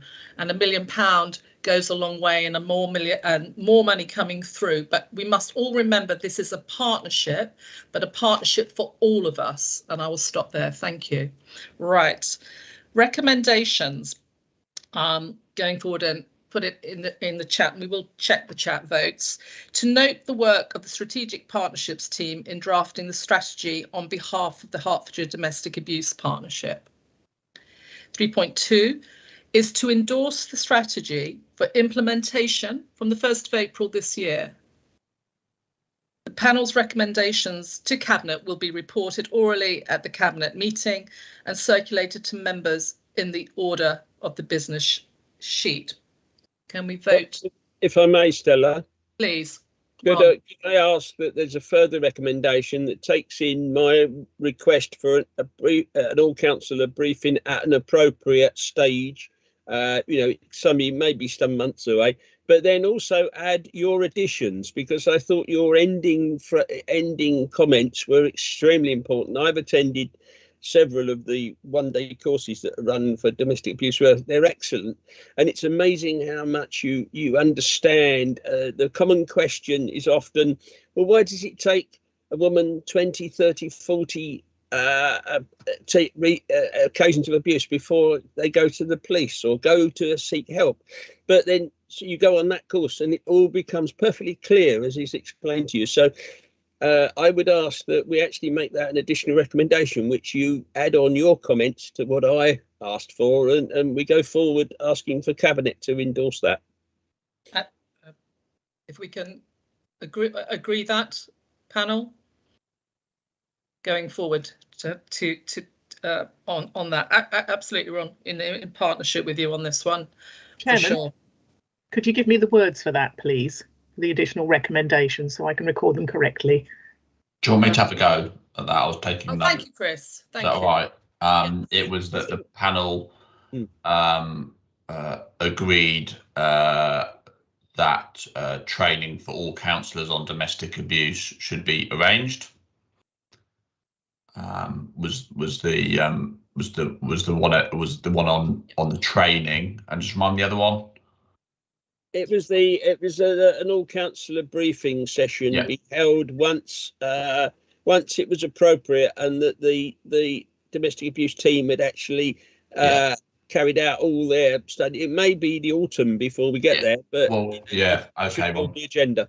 We could do and that there are we could link it to the Home Office reporting, and we could put what I said previously, Teresa, and that annual reports on the implementation of the strategy are presented to the panel. Yes, and all councillors as well. Mm-hmm. Yeah, we could do that for an annual. Yeah, we have to do that for an annual update. So we could do that. Happy to do that annually, and also just building on the awareness and training. We can also look at the wider violence against women and girls agenda, because I think that's, also really useful going forward, so that people are aware of how this aligns and the differences. Thank you, Helen. I completely support that. This is not a static situation, it's an ongoing, moving situation, and we're looking to raise the bars here of protection. So yes.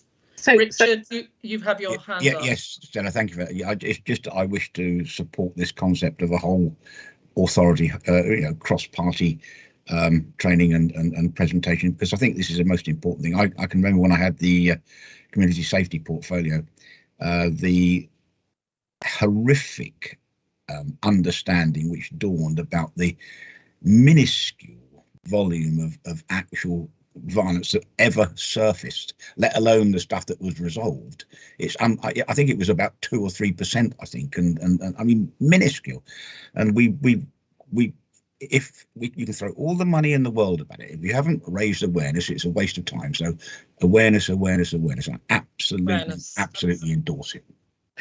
So, Chairman, the additional recommendation will be: panel agreed that training for all counsellors on domestic abuse should be arranged, and that an annual reports on the implementation of the strategy are presented to the panel. Yes, we agree. Yep, and a briefing on the final agreed strategy at some point. Oh, absolutely, like Ron. That goes without saying. That has to be. Yes. This isn't going away.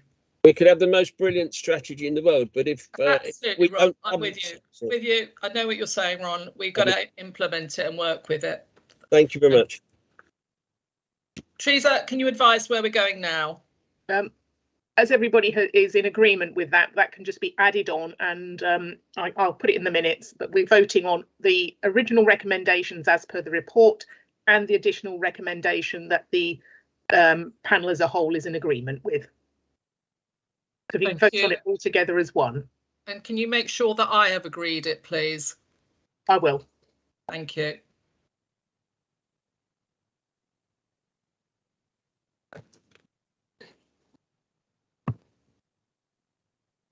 Right, item 4, voting domestic.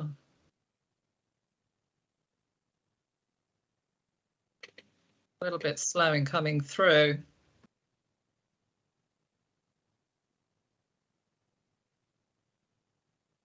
Silence.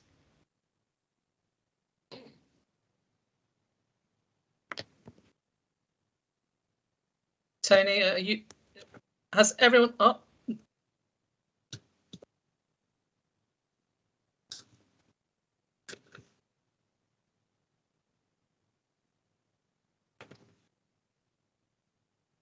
Is voting now complete, Teresa?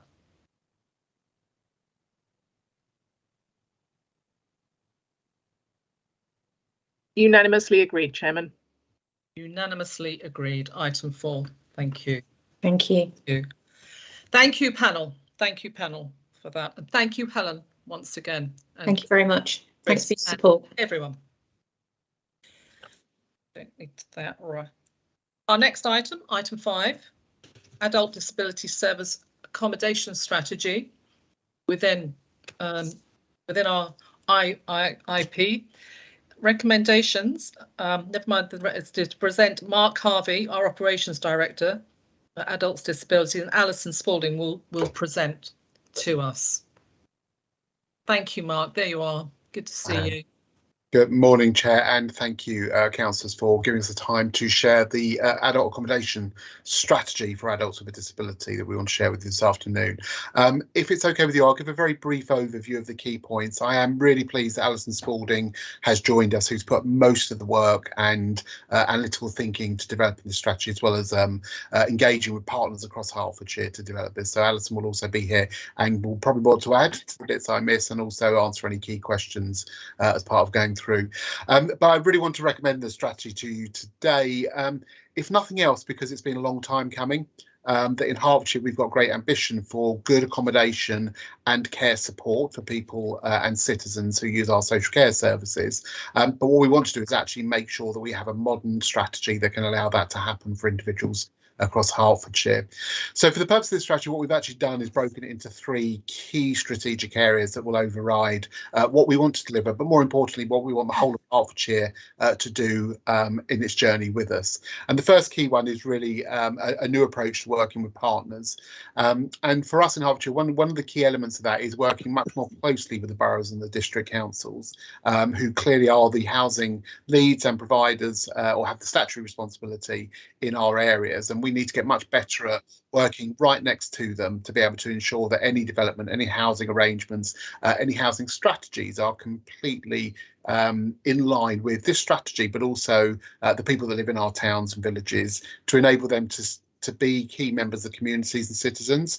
We need to get much better at being the experts in delivering care into people's homes rather than being a quasi housing provider, because actually what that doesn't do is allow people the independence and flexibility that they would want. So sometimes we have scenarios where people have to move to get a different care arrangement, as opposed to us providing a different care support into what should be their own home for them as individuals or with their families. So working much more closely with our boroughs and district councils to use this strategy to help them in their development will be really key. And we've already got some very good examples of that taking place, and Alison's very heavily involved with a number of the local boroughs and districts for projects that show that we can do this, and we can do it in a personalised way, but also meet the need of the local communities. The other thing is to build a much better relationship with our housing associations and accommodation providers across the county, working with them to develop new projects, to get access to projects they're developing, to get access to their expertise in pooling money, getting grants, and developing new accommodation types that are future-proofed, much more efficient for us environmentally, but also have a level of tech in them that enables us to make sure people get the right care and support that doesn't just rely on people, but allows them to have more control over their home life and the day-to-day balance.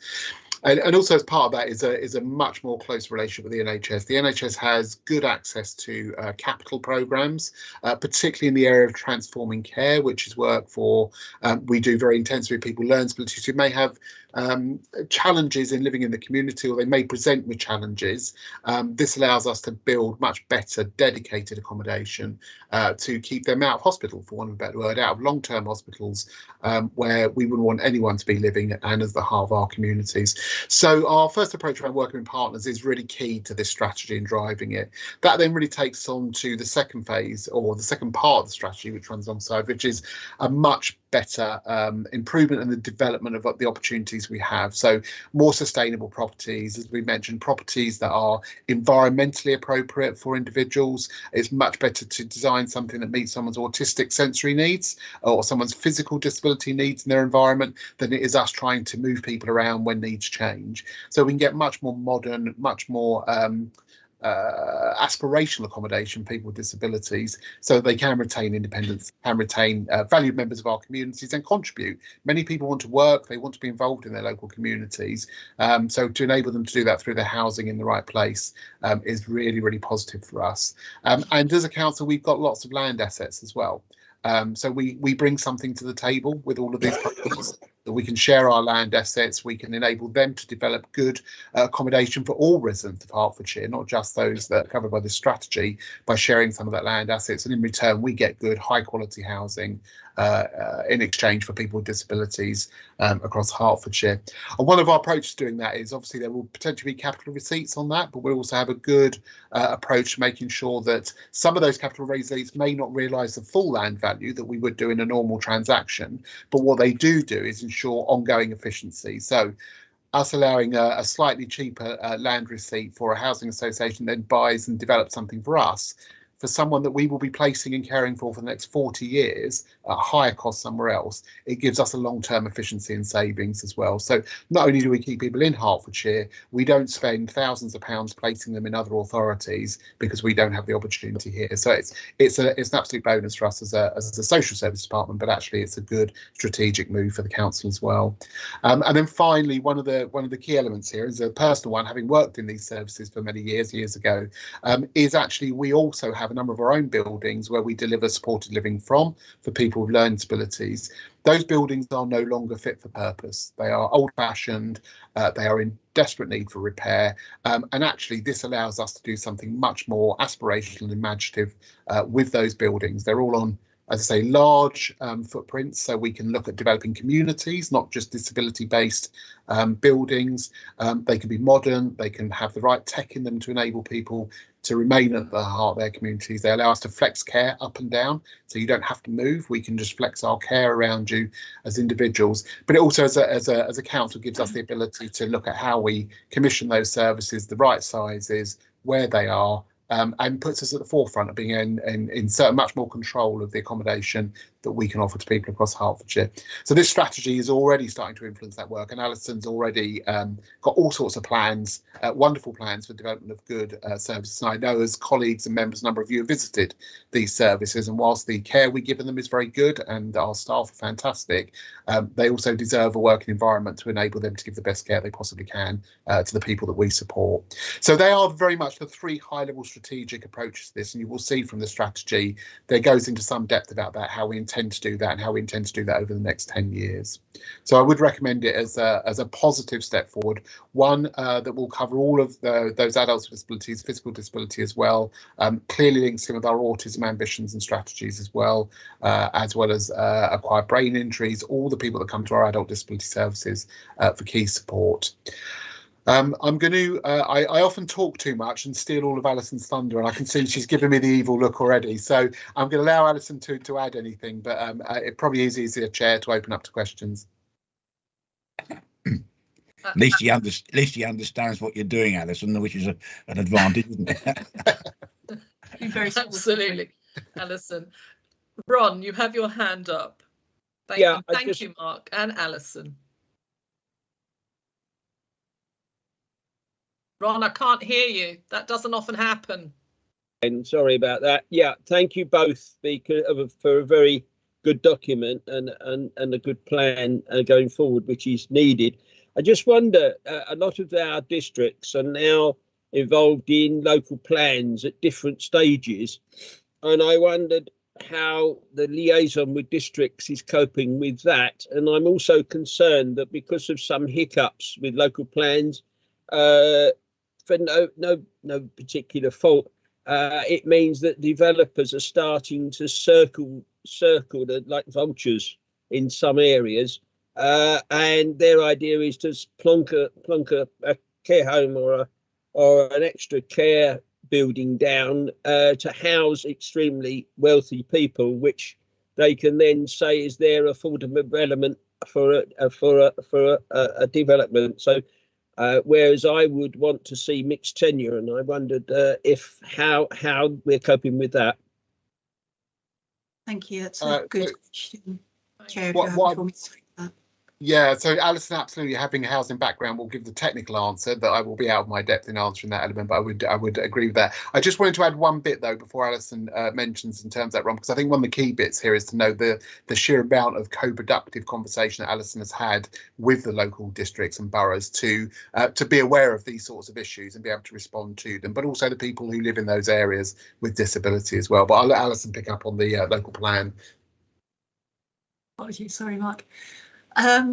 Yes, so we've had some really good conversations with our district and borough partners, I have to say. We did a series of focus group events with them. We have ongoing conversations through our specialist supported housing accommodation boards, so they are very aware of what our aspirations are and how they fit into their local plans.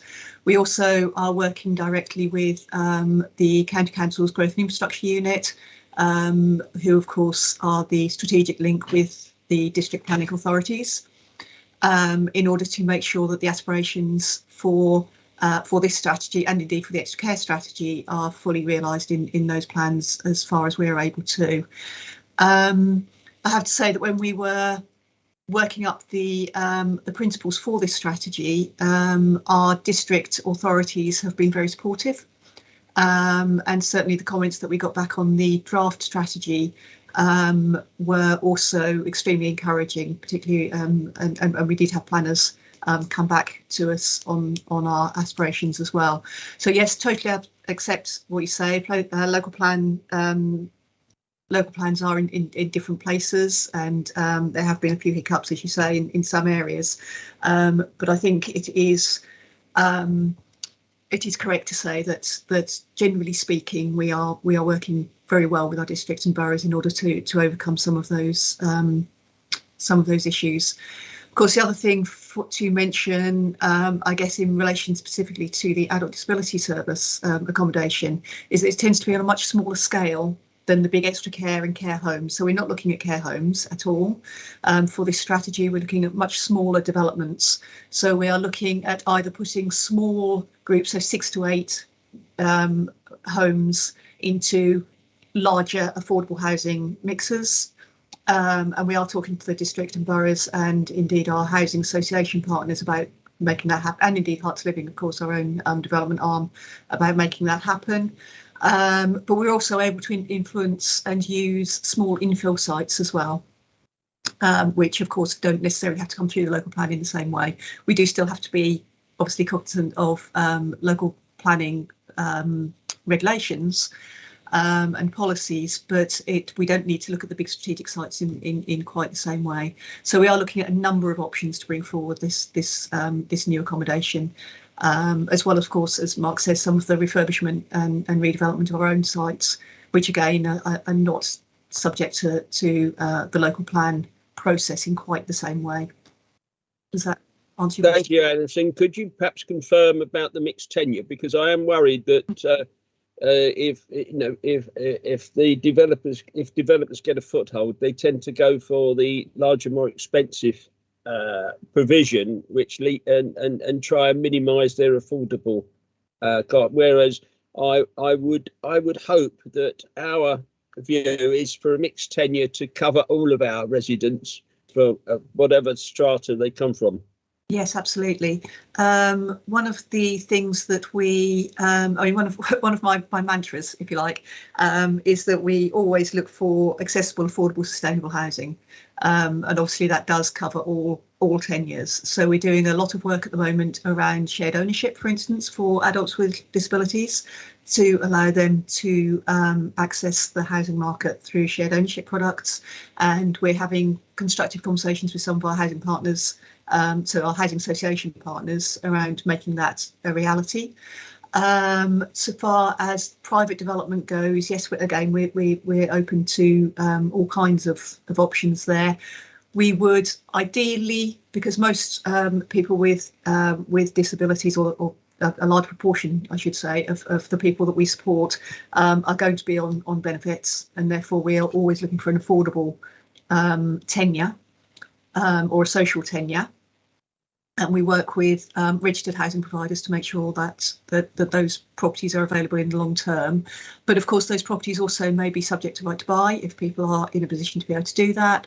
And there are obviously also options for people if they want to privately purchase. And then we can, one of the other strands that I'm looking at the moment in terms of the policy side is also about how we work better with our district and boroughs and our own home improvement agency around the use of DFG, disabled facilities grants, to help in that respect as well. So yeah, we're open to all kinds of things.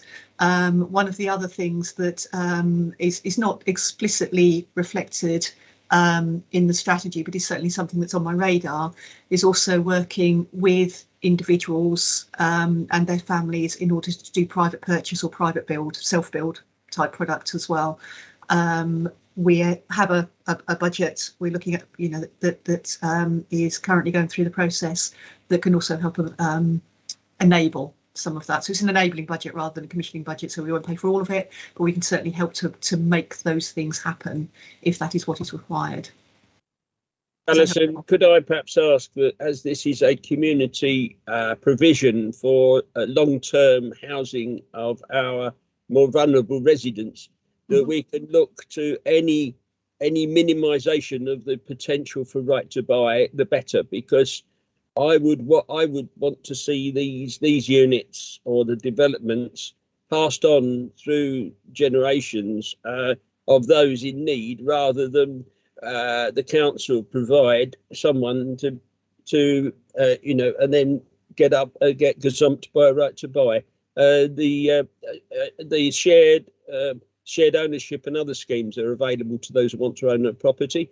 I'm not against that, but I do feel that in this particular class of housing, I think right to buy is inappropriate. But however, that's a personal view.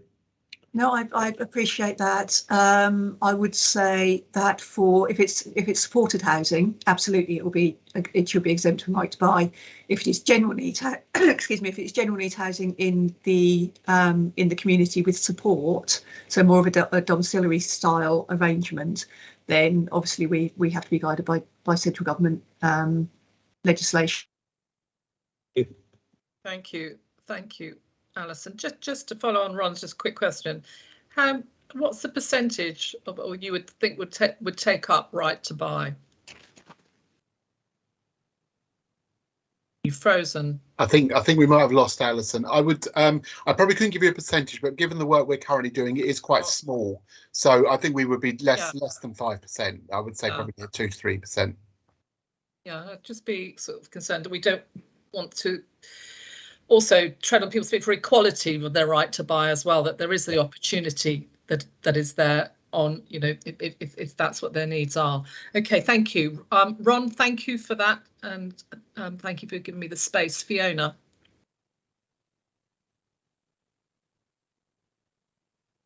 Thank you, Chairman. This strategy, how does it meet the needs of those with continuing healthcare funding?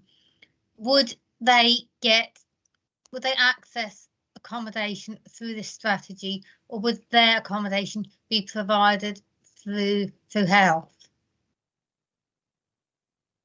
Should I start and then you follow up with the technicals, Alison? So so it's probably all of the above, if I'm honest. So the strategy, our goal around the strategy is to lead a strategy across Hertfordshire that all partners are engaged with. And in terms of development, we reach out to housing partners, but also very importantly, the NHS. So it will influence certainly some of the major approaches to things along the lines of transforming care, getting people out of long-term institutions, which may be funded by continuing healthcare. They may also be funded by what we call dowries or Section 117 funding under the Mental Health Act. So it certainly creates an environment where the products of this strategy will enable the CCGs going forward and their new arrangements to support people in those settings. It doesn't particularly enable the NHS to develop on their own. So it was where the partnership work for us is quite key. I think the other thing to remember is lots of people move between CHC and social care funding. So the strategy might have enabled them to get a property and with some support, but then CHC takes over. What this strategy does means generally you wouldn't necessarily have to move, that we would have set up an approach in Hertfordshire where social care or clinical care can go into someone's existing home. So trying to retain the ability for people to maintain their home as home residents and tenants, and the care element being slightly separate, will allow CHC to build on that as well. Alice, in terms of the technicalities, it doesn't prevent anything, but it doesn't really support the health service in developing on their own. It allows us to work with them to develop the right opportunities. Yeah, absolutely. I mean, it doesn't mean that we can't work with the NHS, but absolutely, what you said, I would say is correct. Yeah. Thank you. Thank you, Fiona. Nigel. Nigel, there he is. Thank you, Chair. Yeah, I'm not going to say a lot. I mean, it's a very detailed and long report, and well done to Alison on that. And I do support obviously the 3 strategic ambitions, and the important part of working with the districts and the boroughs, which is very important, and support individuals to make the best choice for themselves. That's the main thing that comes. It's a long-term plan. There's a lot of things going to go in this. It's going to go on for years, but there's going to be things put in the way. But overall, if we can get everyone working together, and it's not easy. Of course, all councils. Hopefully, it's the kind of thing that if it's supported, it's long-term. It's just what we need. So I'm not going to criticize it. I support it. Thank you, Nigel. Paul. Yeah, I just want to pick up on its section 7.172, page 97, 98. There's a reference to a key issue of disposing of land at undervalue, presumably to organisations like housing associations to deliver some of these homes we've spoken about. And then within it, there's a reference that officers need to resolve this. I just want to highlight that I think this has to go beyond officers, in the sense of, yes, the technicalities and the law, we've got to stay within the law, of course, and it really is, because it's a political decision for us, whether we're within the 2 million rules or whatever. We are making a political decision to sell at undervalue, to provide things that we think are very important to the community. So I would just like to suggest to the rest of the panel that we note that and take that back to get resolved, because I'd like officers and specialists to be able to concentrate on delivering the best opportunities and not have to worry about whether that in the end is not going to be something they're going to be able to do. Yeah.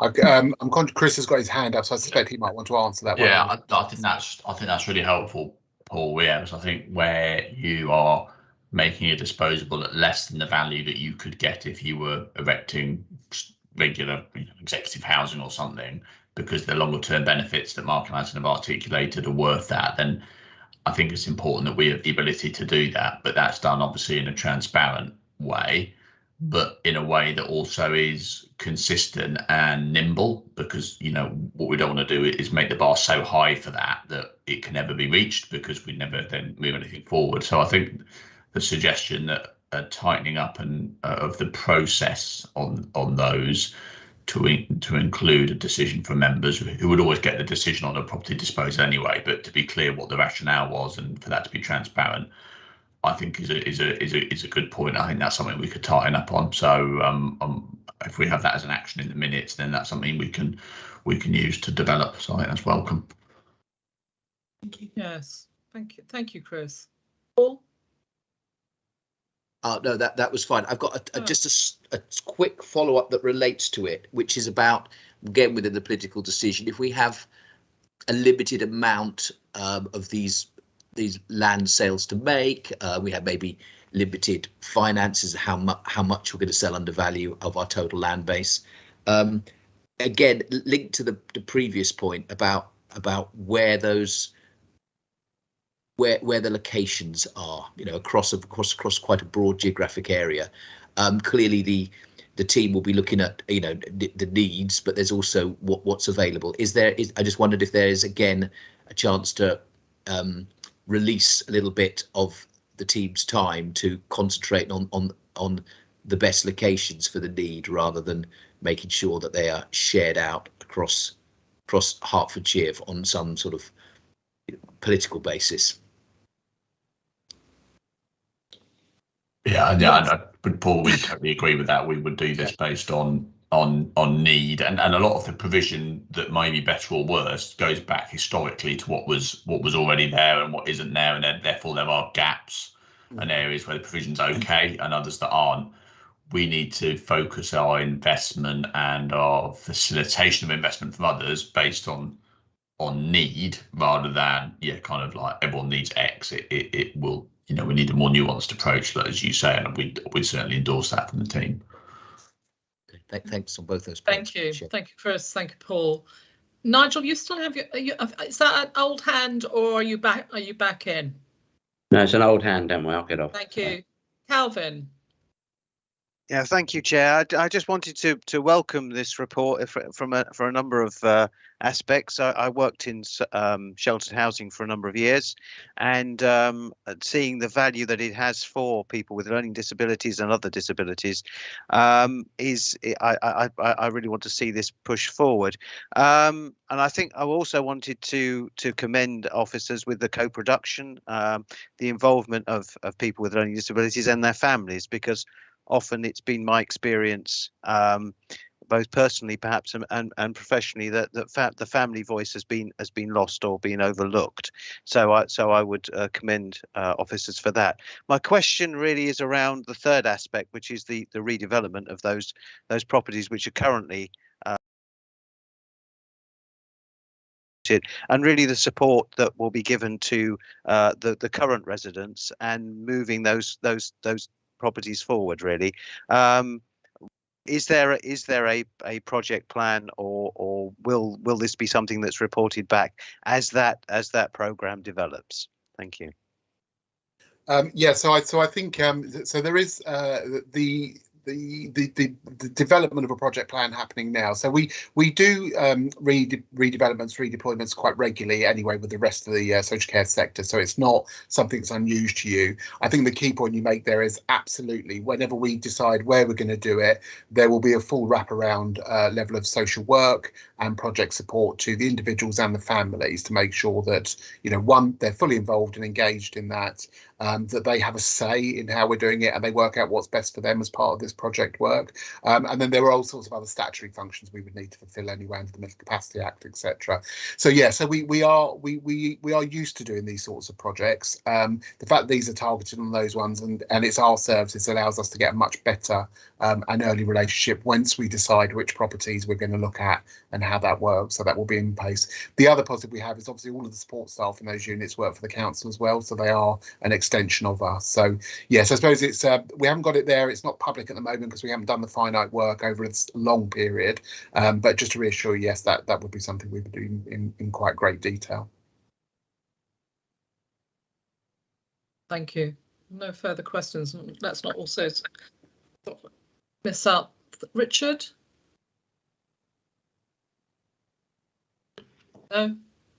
Sorry about that. I took over my whole screen. Richard says. My apologies. I was typing a note in response to as an adjunct to the this thing. Clearly, the essential that we offer continuing support, but you can't have a strategy that covers all scenarios. It depends on which project you're doing, and I've put a note there which I hope explains my comprehension of the fact that flexibility is essential. So, you know, don't think that it's being ignored, but the providing that essential support is there. You do what you've got to do. You know, you ain't going to be able to decant everybody. That might not be in the best interest of some specifics. Other times sell the whole lot because it's cheaper to rebuild, and a whole raft of things. Anyway, I've made the point. Thank you, Rich, for that. Yeah, I like that. You've got it. Sometimes you've got to do what you've got to do, haven't you, to keep it working, to keep that wheel going round. And I believe this strategy does that going forward, and we have a £15 million investment in it as well. So having visited one of the residences in Bushy, and it will be most welcomed to any improvements in that particular place. I think sometimes things just get tired, and now we recognise that we're coming back, we're updating, and we're moving forward and putting that 15 million into it. And I think every success to it is wish to it. So unless there's any further questions, we're going to take this forward. That the panel has asked to comment on the report. I think there's been some great comments come through. The panel has asked to endorse the ADS accommodation strategy and recommend to Cabinet. Cabinet approves the ADS accommodation strategy. Just saw something flash in the screen there, but it's not a hand. And that the panel's recommendations to Cabinet will be reported orally at the Cabinet meeting and circulated to members in the order of business sheet. Peter has agreed. He's there. Tony has agreed. There's things flashing all over my screen, so I'm going to ask you, Teresa. Paul, thank you. Agreed. Agreed, noted. Thank you, Nigel. Okay. I feel some are missing, Teresa. They're missing still. We'll just wait for them to come through. Sometimes they're a bit slow.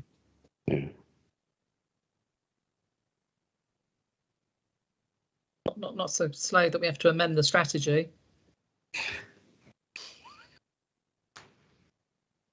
We've got 10 votes at the moment. There's just one still coming.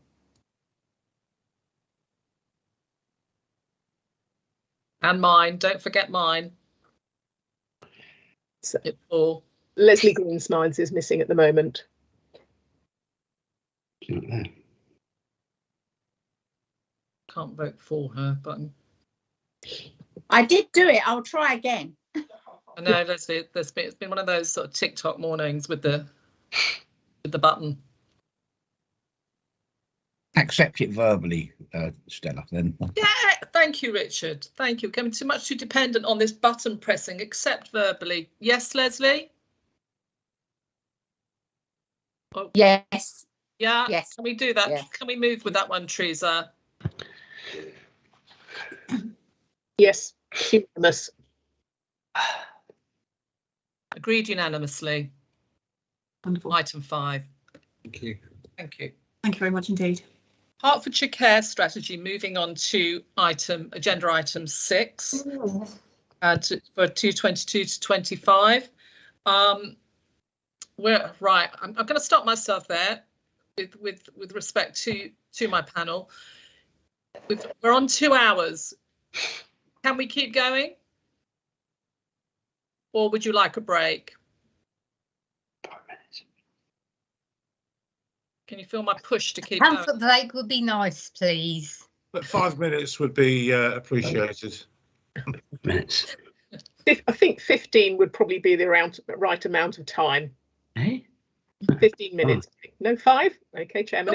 They won't come back, Teresa. They're all busy people. They'll all go into their emails and everything. I'll have lost them by then. It'll take 20 minutes to bring them back. 5 minutes. That's a break and anything else. Okay. And let's keep going. Let's keep it up. Don't we might need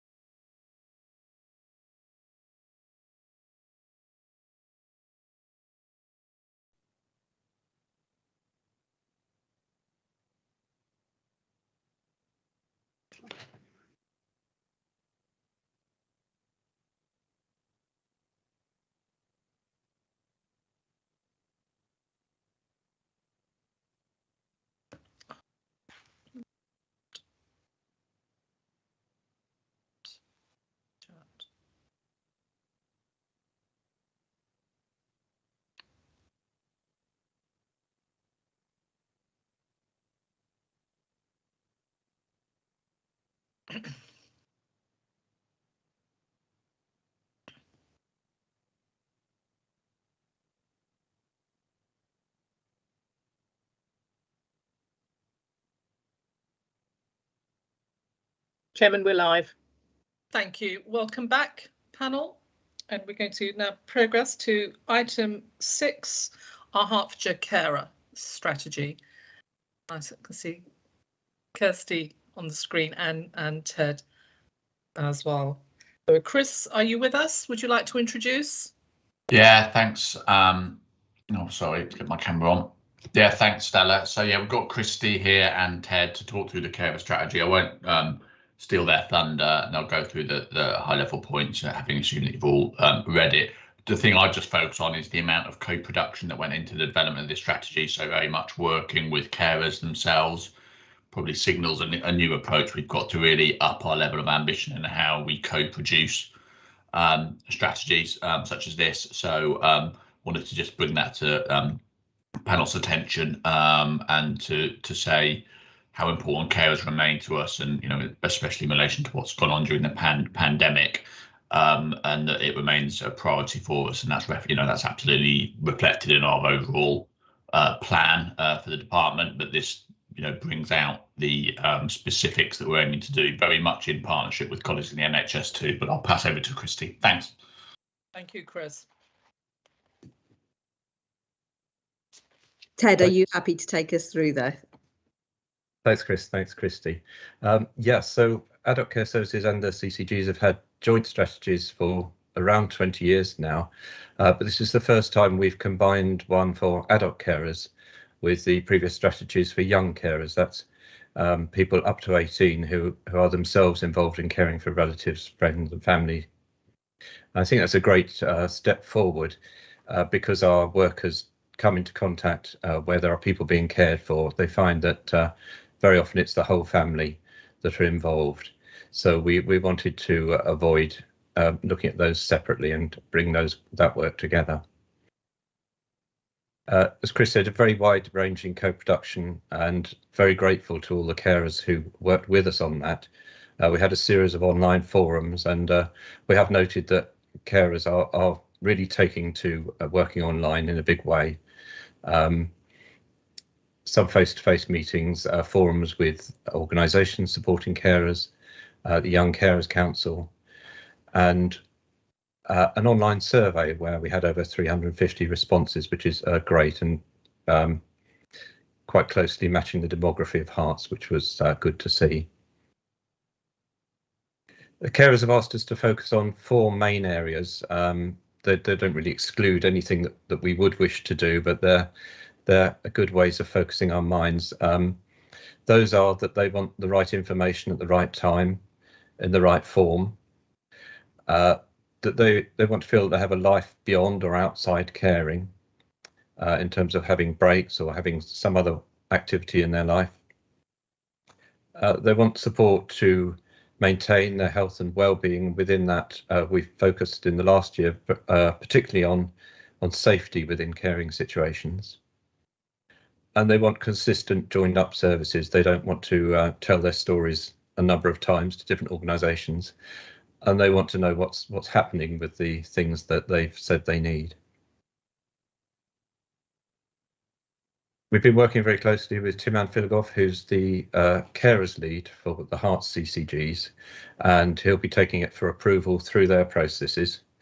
And with them, we form really the key commissioners of services in Hertfordshire, so we can hold those who we commission to account for their playing their part in this strategy. The strategy sets out what good looks like, but the specific action plans will be for each organisation to develop. There will be shared actions across different organisations where that's necessary. And within ACS, our Carer Governance Group have already started looking at scoping out an action plan to meet the aims of the strategy. In particular for ACS, we need to have a really good look at how carers' breaks, some people refer to as respite, are organised and how flexibly they're provided. We need to build on that digital inclusion that as I say, is helping some carers, but we need to be aware that it won't suit everyone all the time, that it's not the easy answer for communicating with carers. And we need to work on ways for carers to get in touch with us quickly, so that if they do feel they're running towards crisis, they get a very quick response. Thank you, Chair. Thank you, Ted.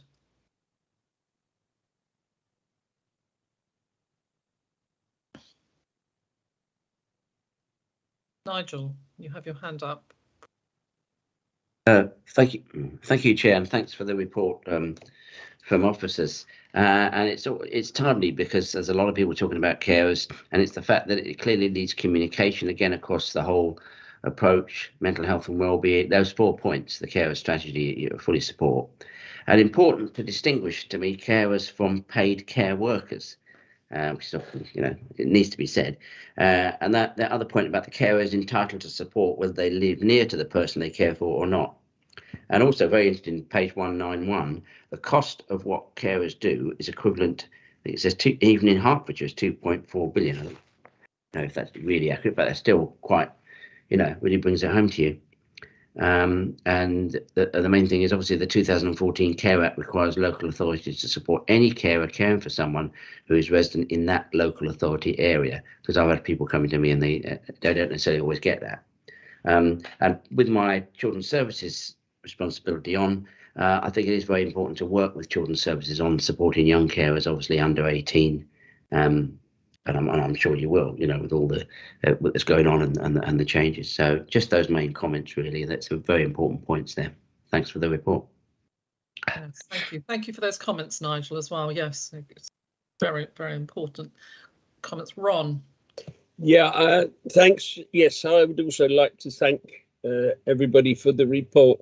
But and I think Nigel's comment about the money, the 2.4 billion, actually highlights how important this sector and this service is, because if this was ignored going forward, I'm not so sure that well, certainly the county couldn't pick up the cost of the work that they perform, and so the whole system would disintegrate. So I think carers need to be very much a central concern. My 2 particular points is very pleased to see in the agenda pack, page 186, the what is it? It's about the 5th bullet point from the bottom: successful pilot work with schools to promote the whole school approach. In previous years, when I've met young carers at various functions and in conversations with them, first of all, you get very, very impressed by them and their adultness. I remember talking to a young girl of 11 who was just amazing and looked after not only her parents but two siblings as well. Amazing. But she then went on to say that the teachers didn't appreciate sometimes when she was late with her homework, or that they weren't necessarily aware of her home life. And I think that I hope that the pilot work has picked up that situation. And also, I wonder exactly how we're going to roll out any studies from the pilot work to ensure that all of our secondary schools are aware of this, are aware of the need, that they have a nurturing responsibility as well, that and they actually need to step up and support these young carers, because those young carers are supporting their community. The other point I've got, I'll come back later when there's a comment on that one. Thank you, Peter. Thank you, Ron, for that. Peter. Yeah, thank you. Actually, just building up on Ron's point there. Sorry, have we got an officer comment on that? Well, Thank you, actually, yes. Ron, can I just add to that? Yeah. Because then the officer can, Yeah. Ted could probably We can respond to combine both. them, Ron. Yeah. Okay. I'm very quick. Is totally agree with what Ron's saying there. Is about how do we actually identify these young carers at an early stage? Because quite often, it's they're identified when there is a problem, when something's happened. An example of that is on Remembrance Day, a young lad at school keeling over when asked if he'd had any breakfast. No. Why not? He's a member of the Breakfast Club. Well, by the time his mum's gone to work for 6 o'clock in the morning, by the time he's got his brothers ready for school, he's missed the Breakfast Club. And it's, as it says in the report, you know, is sort of quite often identified by, you know, homework not being done, children not attending school, this sort of thing. So how can we get the children before it becomes a problem? That's the point I wanted to make. Thank you. Who on Ron's question, Peter's joining them, is that Ted? Thank you. Yes, working with colleagues in children's services on that, and aware that strategy is also going through a children's panel. But interesting to note that children's services have invested quite a lot in young carers service from Carers in Hearts, who are working to identify the young carers and working with the schools to make sure they recognise them. Feedback is there are still schools who say we don't have any carers, which they don't believe. So there is still a way to go, but that taking that sort of approach based from a charity seems to be very effective in terms of children coming forward and feeling able to access support. And Carers in Hearts themselves offer activities for young carers, days out, skiing holidays in some cases. So there's an offer that makes it worth people coming forward and identifying themselves. Going back on the earlier point about terminology, carers is a difficult word, and people say, perhaps I'm not a carer, but I do look after my mum or dad. We haven't come up with a better word, but when we're communicating, we try to always describe what we mean by carers to make it more accessible. Thank you. Could I perhaps ask, Chair, Ted, in conversations with the children's services, could I perhaps ask that you use every endeavour to impress upon them that we want every school to buy into this, because otherwise we're going to leave, as Peter has outlined, other children vulnerable. And if necessary, I just wonder whether or not the Department of Education should have a role in this, because unfortunately we no longer have a direct line to our schools now. We, under the new academy system. So perhaps it's getting hold of someone at the Department of Education and say, look, these schools are not participating in what is a very crucial situation, and it needs to be addressed so that those schools that aren't participating are brought to heel, basically. I feel very strongly, having met a number of young carers who are extremely vulnerable themselves. Yes, Ron. Ted. So just because on that, yeah, I mean, I think, the primary focus in Hertfordshire needs to be obviously on education and support to all institutions, but schools and workplaces, I suppose, around caring responsibilities. And I know there's some legislation coming in around carers, employment rights and so forth that's going to be coming through. So we need to focus on that support so people are aware, they understand the issues, they understand what support's available for them too. I can't comment on relationships with the Department of Education. That's more in the college and children's fields, but I know there'll no doubt be work on this through the Association of Children's Directors, the equivalent of ADAS, Ron, which I know Joe's an important member of. Thank you very much. Thank you, Chris, and thank you, Ron. And just to follow through on that, I think going back to what our comments on the domestic abuse strategy, I think also sort of as pertinent here that all counsellors are made aware of the open door and the way forward on this, and that it's not left on the shoulders of ACS or that we are informed and coming, if during what we do, we come across what do we do? What is the professional way forward? That we take charge of it, that we take responsibility for it, that it doesn't just sit as a strategy. And I'm very sensitive to that, that it doesn't just sit as a strategy in the arms of somebody, and that we look to them for the solutions. I think with this, we have responsibility to for the solution to this going forward. So thank you.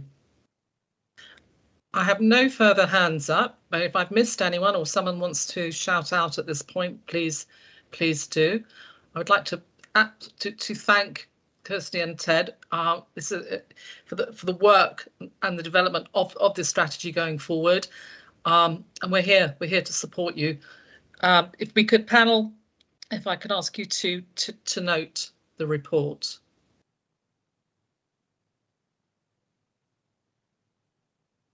Nothing flashing up. Oh, I'll take it off here.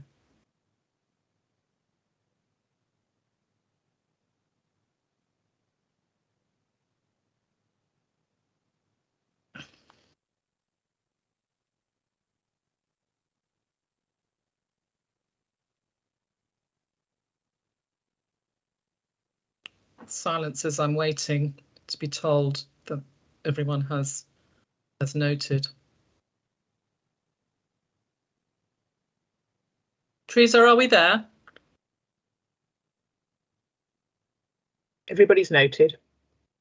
Everybody has noted Hertfordshire Carers strategy 2023 through to 2025. Again, thank you, team. Thank you for your work this morning. Thank you for attending. Most appreciated. I know how busy you are. Thank you. Thank you. Thank you. We have item 7, the Brookfield Half Hyde Lane Gypsy and Traveller engagement process, and Stephen Lee Foster, our Assistant Director, is presenting, and Mike Evans, Head of Development Resources, regarding this. I cannot see or feel. I'm here, Stella, Mike Evans. Thank you. Yeah, Steve's here. Steve with us. Yeah. And I know Chris remains.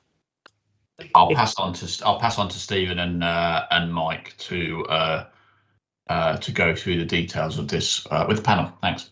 Thank you. Thank you. Thank you. If Stephen is comfortable, I'll take the lead, and I can give you an update of where we are and what we're looking for in this project, if it's okay with you. Of course, Mike. I've Okay. just got sight of you on the screen. Thank you. Okay, thanks very much. So Brookfield in Cheshunt, we are, I think, fortunate enough to have 2 pretty large property development projects being taken forward, both in line with the Broxbourne local plan, which they adopted last year. One of which is the Garden Village.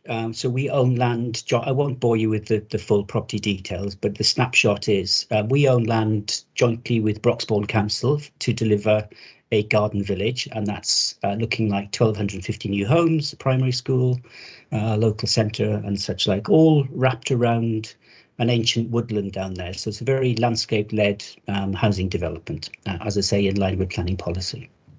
And the adjacent project is what we're calling Brookfield Riverside, which is a new town centre, which is a remarkable project in itself, really. But the location of this, in terms of its proximity to London and the nature of this type of development in the region, means that there is real interest from occupiers to relocate, to put a retail and leisure scheme here. So we've already signed a development agreement with a development partner called Sovereign Peveril. So they're busily working in the background on the new town centre development. In order to deliver the new town centre, one of our obligations on the county council and indeed the borough council is to deliver vacant possession of our land. And we've got 2 operational assets down at Brookfield. One is our recycling centre, and the other one, of course, is the Half Hyde Lane Travellers Camp. So in order to deliver vacant possession to enable this project to come forward, particularly the Brookfield Riverside, we need to move the travellers camp. We are in conversations with a landowner just to the north to assemble some land, and we are coincidentally today actually in stage 2 of our consultation directly with the travellers, showing them what the plans and proposals are. So those are no more than consultations, and we would welcome feedback from the camp from which we can evolve the plans and the planning application. The ideal is that we can get consensus from the travellers, and we can submit our planning application together with the Garden Village and Brookfield Riverside. It's looking around June, so certainly summer this year we will be looking to submit the planning application. That's broadly it. So in order to deliver vacant possession, we need to move our assets. The project is going to Cabinet at the end of this month, so it's going through resources panel tomorrow on the economics of the project. The project is viable, but there's some heavy financial cash flows up front, one of which is the relocation of the travellers, and so the resources panel and Cabinet hopefully will approve that direction of travel tomorrow. Thank you, Mike. If I could just come in there to follow up to Mike, yeah, it's obviously so the focus of this panel as opposed to the resources panel or cabinet is clearly around links to the fact that the Gypsy and Traveller Service and the support to the council-owned Gypsy and Traveller sites is a responsibility that sits within Adult Care Services, so through me and then through Steve. So today's panel and the discussion here is not about our views or not around the developments that Mike's helpfully outlined, so it's important context, but rather about the specifics around the Traveller site and the process and consultation that's going through around that. But it was felt important to come to this panel as well as the resources and performance panel, which relate to the specifics around the sizable development that Mike's mentioned. Yeah, and just to, if I may, just to underline that, the context of what we're talking about here, we've undertaken a detailed equalities impact assessment for the consultation stage. So we've sort of analysed that. There will be a similar EQIA for the planning application and the physical move stages. So we're fully aware that we're dealing with a community here that we need to work with.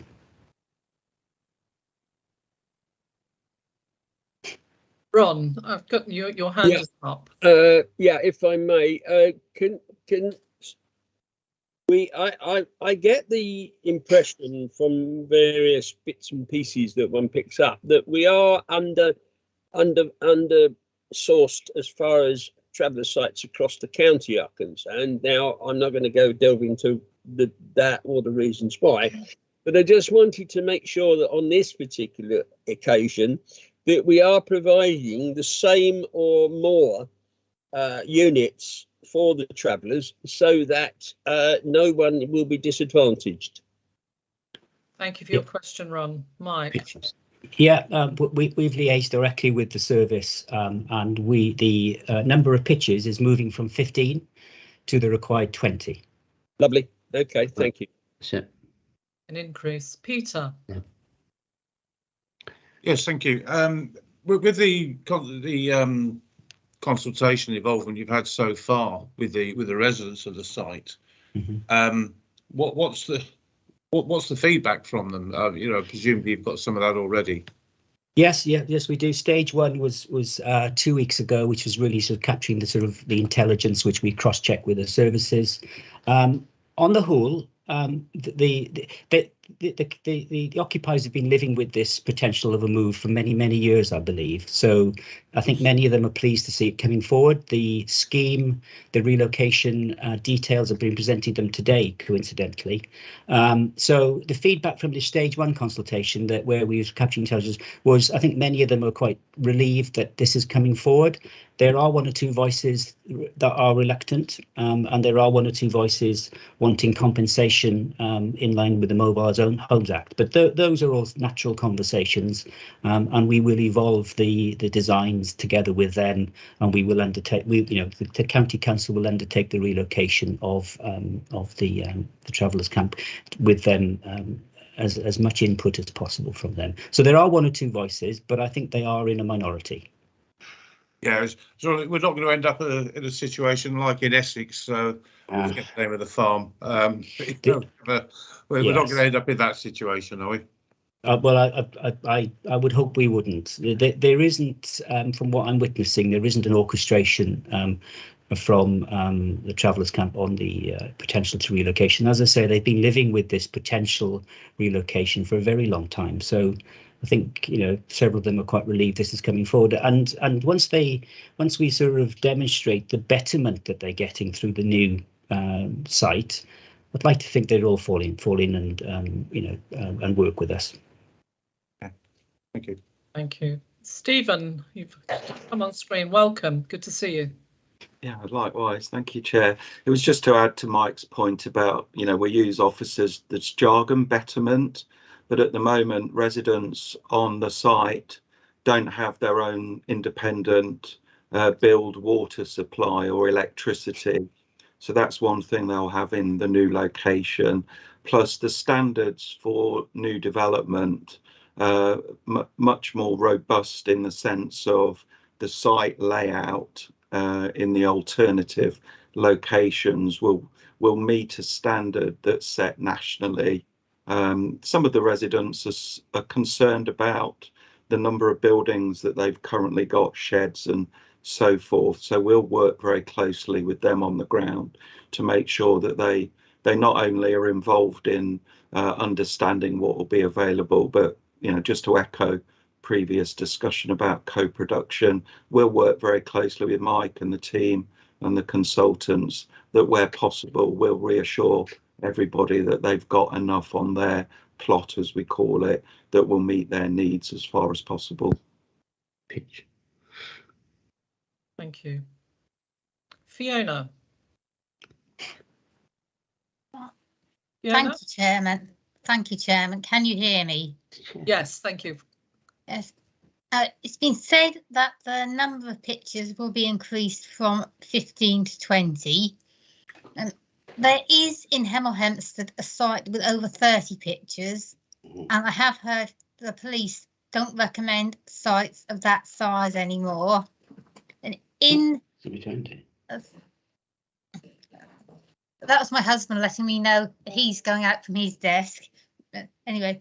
The site in Hemel Hempstead of over 30 pictures, and I understand the police don't recommend sites of that size anymore. And in Decorum's current core strategy, there are some local allocations where there are a Gypsy and Traveller provision for 5 or 7 pictures. So what are the police comments about a site with 20 pictures? Good question, Fiona. Right. Stephen, are you going to take this? Or Mike? Yeah, I'm happy to, Mike, if Mike, you're okay. That's fine, thank you. We have a dedicated liaison officer in Hertfordshire with the local constabulary, and that's great. So she spends a lot of time, Councillor Guest, with my team, co-working with the police on a day-to-day basis. You're absolutely right that there is nervousness around the size of Gypsy and Traveller sites. We have, with this one, what we wanted to do was that we've got a waiting list. Panel may recall that they looked at a policy around allocations at a recent meeting where that waiting list far exceeds the number of pitches or plots that we have available. So where we can, we will try and make provision for a small increase in Brookfield. As Mike said, it's subject to planning consent, but we'll liaise very closely with the police on that. We haven't had any specific concerns related to Brookfield, relayed to myself or my team, but I'm aware of concerns in the sites that you've mentioned, Councillor Guest, in terms of the existing site that we have. And absolutely, we've got a process where we wouldn't, if there was ever an opportunity to re-provide, a site, we wouldn't be looking at 30 or so. It's not only too big, but there's the obvious issue about the land availability as well for new sites. So in local plans, just to summarise, in local plans where provision is designated to meet future requirements, they tend to be a lot smaller than the sites that we currently own and operate. Thank you. Thank you, Stephen, for that response. Thank you. And the only additional point I would make, if I may, is Yes. as we go through the planning process, there is one of the stages is what I'm sure you come across it, is secure by design. So it's where we have formal consultation with the police. So we haven't heard it. The police are aware of this proposal. That in fact they helped us with the stage 1 consultation. I haven't had any direct feedback in terms of the quantum, but that will be the sort of forum and where such comments will come back from that authority to us. Thank you, Mike. I have David Andrews' hand up. Yes, thank you very much, Chairman. I'm not a member of your panel, but if I may just interject briefly. Those of us that know this site will appreciate that there's quite a lot of animals involved. There are frequently dogs, and of course there are a number of ponies associated with the site. Is permission? This is clearly important to the residents, and I'm just wondering what, if any, provision is in the new facility going forward. No, we recognise that ownership of ponies and trading of ponies is important to this community, and there is a larger paddock provided within the proposal. Thank you. I'm comforted. Thank you. Thank you for that response, Mike. Thank you for your question as well, David. Leslie. Actually, David's just answered or asked part of what I was going to ask. I'm very familiar with this site. It's quite near where we live. I know the residents will probably welcome it in a way. It's been hanging over them for years. Some of the children from that site were in primary school with my children, who are now in their early 30s. So it's been going on an awful long time. And you've reassured us about the animals, because that was my question, because I know that is something that they really hold dear to their way of life. Thank you. Thank you. Right. David, your hand is still up. Are you looking to come back in? No, that's a legacy. Apologies. I'm out of the habit. No problem. No problem. Just looking at the screen. Thank you. Thank you, everyone. There's no further comments on this. So what we have is this is moving forward with engagement, taking into consideration things that matter to the community, the traveller, gypsy and travelling community, such as their animals, their homes, and also their culture as well. And I'm now going to ask you, panel, to note the Brookfield Garden Village delivery strategy will be reported to Cabinet on the 21st of February, week after next. 3.2 requests that the commencement of stage, I believe that should read stage 2 gypsy and traveller engagement process for Half Hyde Lane. And 3.3, that Cabinet approval be requested for the delegation of authority to the Deputy Chief Executive and Executive Director of Resources and Executive Director of Adult Care Services in consultation with the Executive Member for Resources and Performance and the Executive Member for Adult Care, Health and Wellbeing, to approve the final Equalities Impact Assessment for the project, and in particular to decide whether to relocate the Half Hyde Gypsy and Travellers site. I know that was a large statement. Can I ask you to note, please? I've got thumbs up, but can we have it down the Thank you, Ron.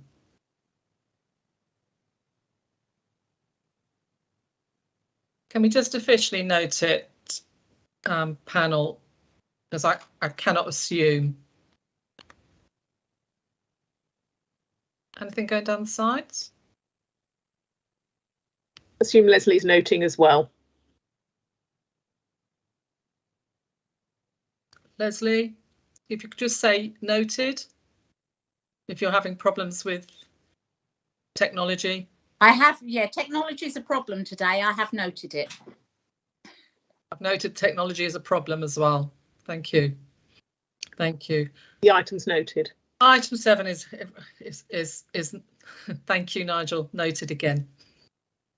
Appreciate. Item 7 is noted. We're going to move on to item 8, other part 1 business. I'm not aware of any other business. And date of our next meeting is Thursday, the 3rd of March at 2 p.m. different time. Stella, Ron? I won't see you then. I won't be able to attend that meeting, unfortunately, but I'll arrange a suitable substitute. Thank you, Peter. Thank you for the early notice. I think I've already seen that. Stella, can I first of all thank you for chairing the meeting. It's been a long one, and I think we've managed to get through quite a hefty agenda, and thank you for that. Could I ask whether or not there's sufficient business for the March meeting? I get the impression that the agenda is being reduced, so it may, perhaps that could be clarified. If I can interject there, well, yeah, thanks, Ron. We're just looking at that. There's been just in the last day, I've not had a chance to share with all colleagues, there's been a change to something that we were working on vis-a-vis NHS changes, the timescales change. So look, we'll review today and let colleagues know, and I'll work with Teresa to let her know what the position is. Clearly, if there isn't enough business to warrant a meeting, we'll postpone in the interest of everyone's time. But I'll confirm that today, if that's okay. Good. Thanks, Ron. Noted, Chris. Thank you, and understood as well. Okay, Ron. Yeah, and thanks, Stella, for a meeting that was enjoyable, well conducted, and we got a lot done. Thank you. Thank you. We travelled through a large agenda, so I thank you. Thank you, Stella. All panel members, and thank you for your energy that you put through this, and that you took a short break as well. Appreciated. Take care.